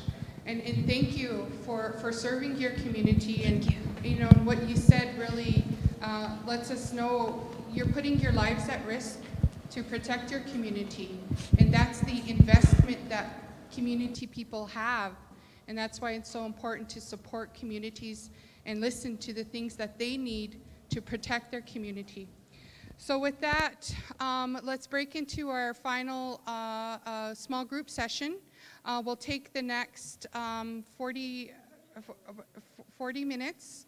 We'll take the next 40 minutes for the small group, so that way everybody has time and opportunity to share what they're doing in their community, because we are focusing on community action. So it's a good time to learn what other communities are doing on flood preparedness and climate change, and what's working on these two topics. And then we'll come back, we'll just come straight back to have the closing discussion on what you want to see as follow-up to this forum. So if we can we're in the last hour, folks, we're in the home stretch, and we have one more Jets gear to give away and travel. So if we can make our way to our small groups, again, we're going to have the 3 sessions. We're going to go until 10 after 2. We'll come back for the follow-up discussion, and then we'll wrap things up. Okay. Yeah.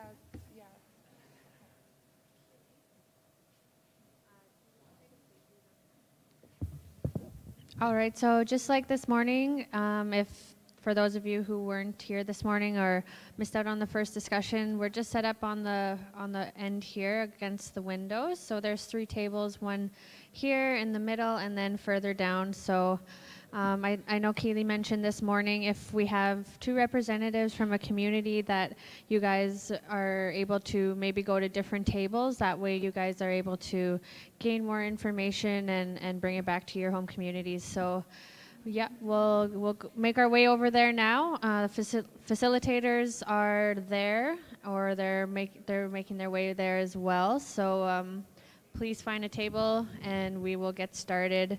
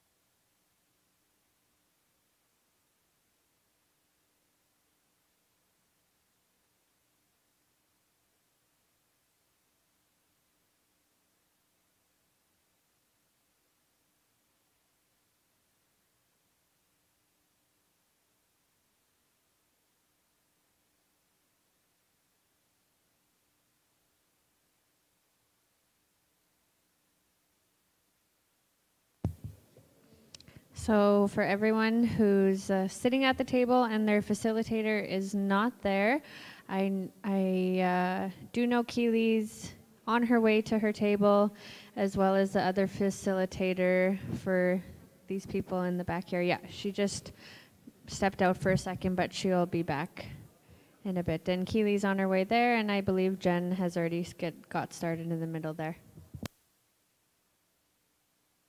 So please find a table to go to attend.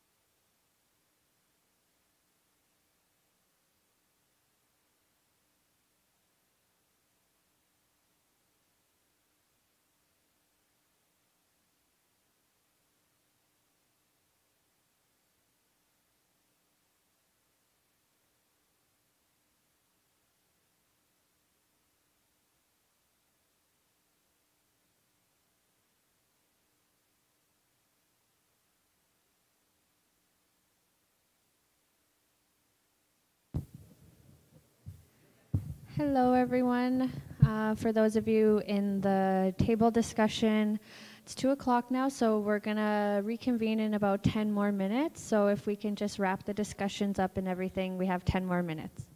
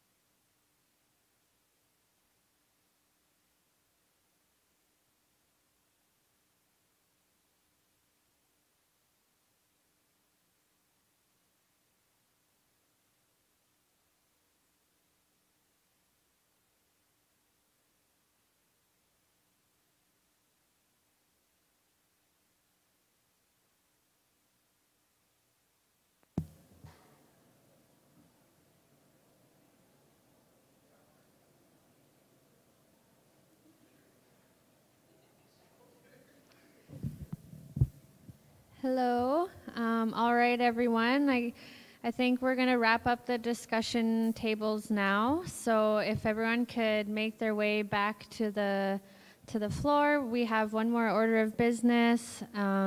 Just planning for next forum, what you guys would like to see as a follow-up, all the discussions you guys were having. I see a lot of like papers and comments everyone had, and I know AMC is going to take all those comments into consideration, and we'll discuss what you guys would like to see as a follow-up. So if everyone could make their way back here, and then we will wrap up for the forum, and we have the Kind Heart Women Singers here, and they're going to close us off in a song, and we'll have an opportunity for those of you who were unable to get their travel yesterday to do that, and allow enough time for those of you traveling home and to make it to the banks and things like that. So please join us back on the floor here. We have one more order of business. We're going to just work right through the break and hopefully finish on time, which is 2:30.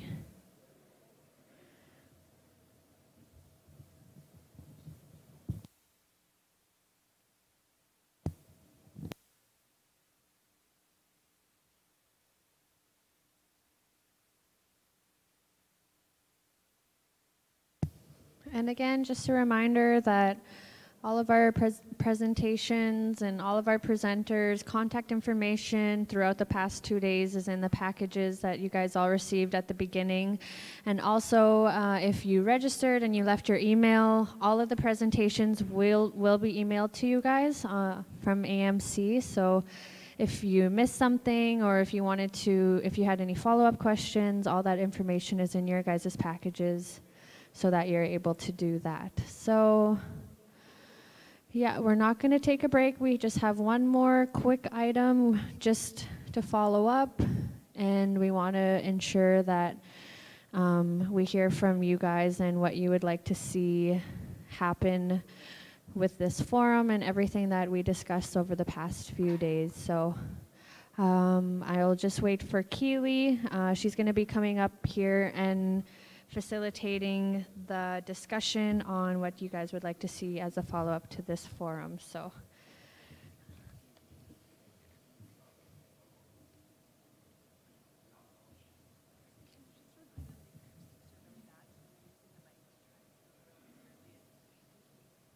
and also we are going to be having the microphone passed around. So we had problems earlier just with the sound. If I can remind everyone to talk into the microphone as close as they can. I tried to get someone from IT here to turn up the volume, but I think it's as loud as it's going to get. So just to remind everyone, because it was hard hearing some of the people last time. So I will let Keely take over. Thank you, Jenna. So we really have come to the home stretch. I know I promised it like an hour ago, but we're now here. And so now, as Jenna had mentioned, we just want to get your feedback and also your direction on what should be the follow-up to the forum. So one of the things we did promise to do was to provide a forum report, and we will attach to that report all of the presentations. So yesterday it was questioned if all participants are going to receive a copy of the presentation. So yes, you will, and it'll be attached to the forum report. So if you notice at the registration table, the attendees were asking for your contact information, so that's the reason for that. So if you haven't already provided that information, please make sure you do it on your way out, or just to reconfirm. So the last order of business for the day and for the forum is to just let us know what should be the follow-up to the forum. So we did commit to the reporting, and what other actions would you like to see as follow-up? And we have our roving mic here with Lisa.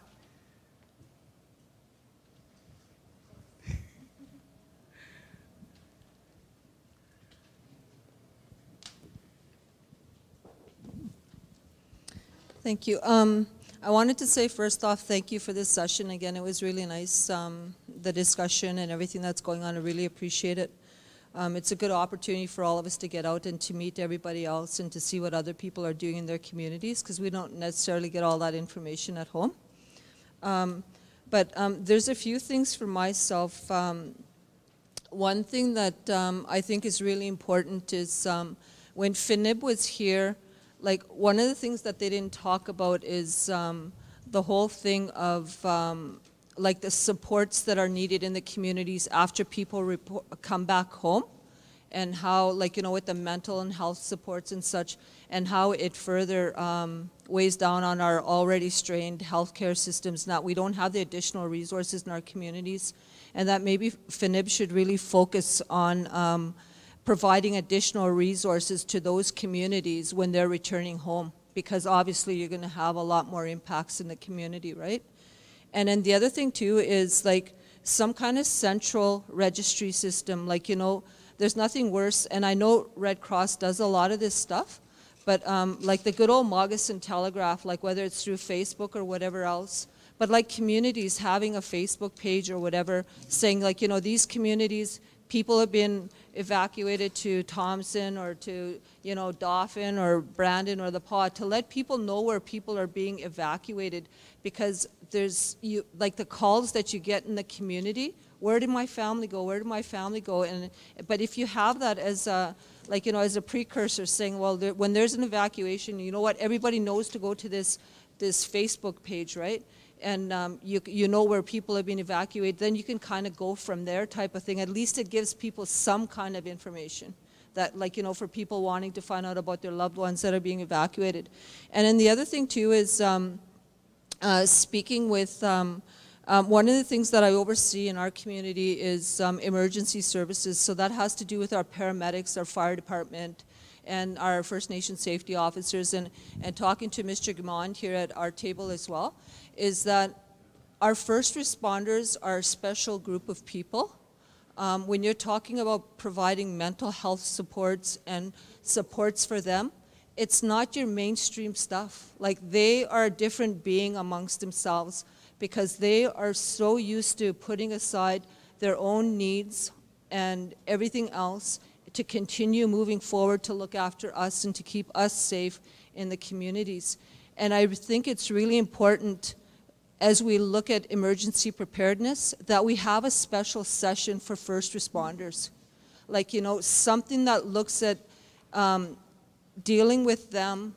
I don't want to say them and make them sound as if they're that different than that, but they are. They truly are, because, like, you know, like in Nelson House, for instance, last year with the number of deaths that we had, we averaged it out, and it turned out on average, when we averaged out all the deaths in Nelson House last year, on average we had 2.5 deaths per week.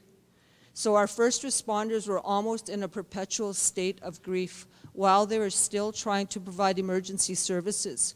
And then you can guarantee in our small communities, either everybody's related or they know somebody and they're that close to them. But meanwhile, our first responders keep plugging along. And we don't want them to be self-medicating, and you know, where alcohol and drugs become an issue and stuff like that, absenteeism from the job, and looking at progressive discipline towards them. But I think we need to do a lot more as we're doing these things, because our first responders are often the ones that are here. And we need to do a lot more to protect them, to look after them as they look after us and keep us safe. And we're not doing enough. And I find, like, I've yet to find a session that specifically looks after our first responders. And I don't know, maybe that's an opportunity for AMC to put together another proposal so that it looks at our first responders, so that they are looked after. And like, you know, when Mr. Guimond asked, you know, when there was a presentation here, like, you know, what about for first responders? Like, you know, like, they're different. You just can't send them to the health center and say, okay, you can get mental health support there, because that's not the kind of mental health support that they need. For them, it's something totally different. And I can't hammer that enough home. We need to do a lot more for them. We need to support them, because they're an integral part of our communities. Thanks. Thank you very much, Leanna. Really excellent comments. Does anybody want to follow Leanna? I heard there were some excellent recommendations for follow-up too that were coming from my group. Does anybody want to, I know they had their ideas. Any other suggestions for follow-up actions? And I know it's the end of the day, but also too, through our discussions and through the questions, there were a number of recommendations that were made as well. So we'll be sure to include those as follow-up as well. Okay, one back.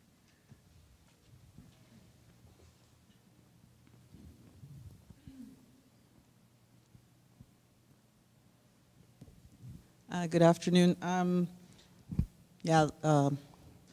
Leanna is a tough act to follow. But anyways, in our group, we had a discussion on the various things that come with climate change. And one of my recommendations to the group was, this is just an old teaching from my grandmother, and it was pay attention to your surroundings and the animals. They're telling you something. Pay attention to the trees, pay attention to the land, and pay attention to the water. One thing that I would like to walk away with from these last couple of days is a successful, successful tactics to combat climate change. As an individual, it's hard to make these changes and live this different lifestyle when you see other people not contributing to this fight. This is mankind's problem. It's not just First Nations problem. It's going to affect everybody, every single person living on this planet. The other thing was that I wanted to mention before was a crisis. I think Liana touched on that a little bit, was that crisis debriefing for first responders. I think that's something that should be included next year because it's people like the fire chief for our community, we're from Sandy Bay, they deal with a lot of stressful situations, and I agree that they need to be taken care of too, because they're helping to take care of our communities. The other thing that's going to help a lot is if maybe something could be created, if we network together and we share that footage of flood mitigation efforts or the climate change, how are we fighting climate change? So that networking is very important. I was fortunate enough to sit at a table. We were the last folks back from our discussions, and we really enjoyed that sharing of that information. And so I just want to say thank you to everybody that was sitting there, and I really enjoyed our conversation and also the information that was shared. So thank you, everyone. Awesome. Thank you for your comments. Thanks. It just makes me think about, some of the innovative ways that Indigenous people are leading actions on climate change, because I believe it's in the States, where Indigenous peoples are saying, we have human rights, then we should recognize the lands and the waters in the same way as we recognize humans and extend those rights to them in an acknowledgement of their living essence, right? So thank you for that. Any other comments for follow-up? Okay. Last word, Darcy?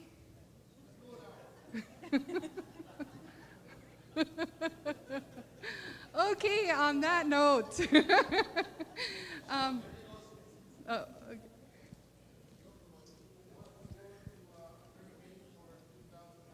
Okay, who seconds that? Okay, we got a seconder. Okay, so we have just a couple of small requests. If you have an evaluation form in your information package, if you can please fill that out and leave it at the registration desk as you leave. We appreciate your feedback to improve the forum every year.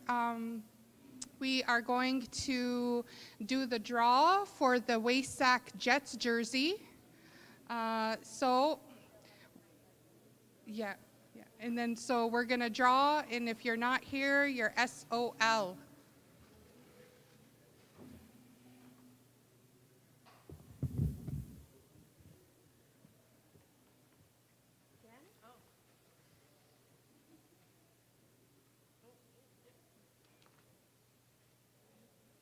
All right, so winning the Jet shirt is Craig Linklater. You have to be here.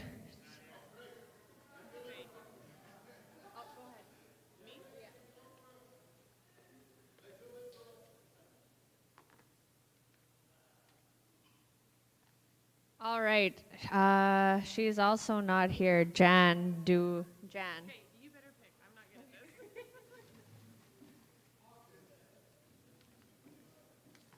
All right, so Dean Cochran.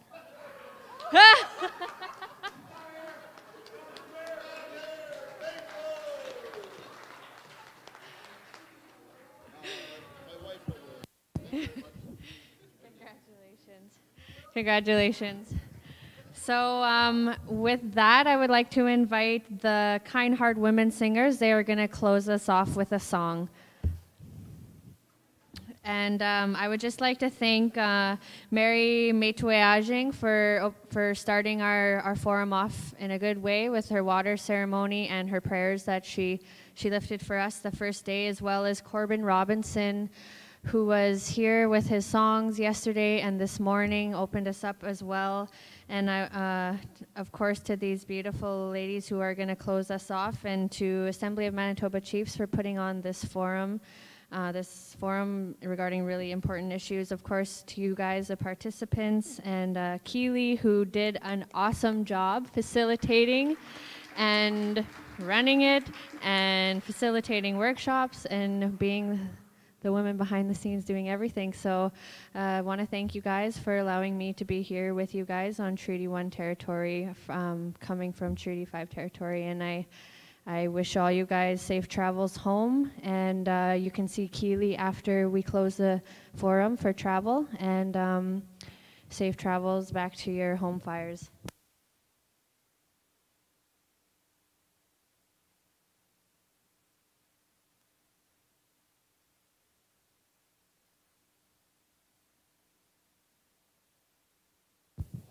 I just want to introduce you to my niece, Brooklyn, my daughter, Sky, and my daughter, Caitlin. My name's Raven.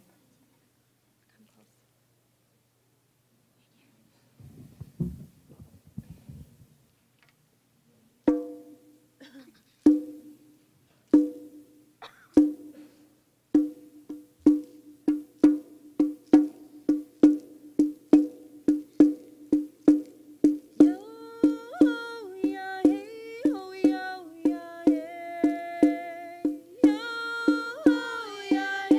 oh, yeah.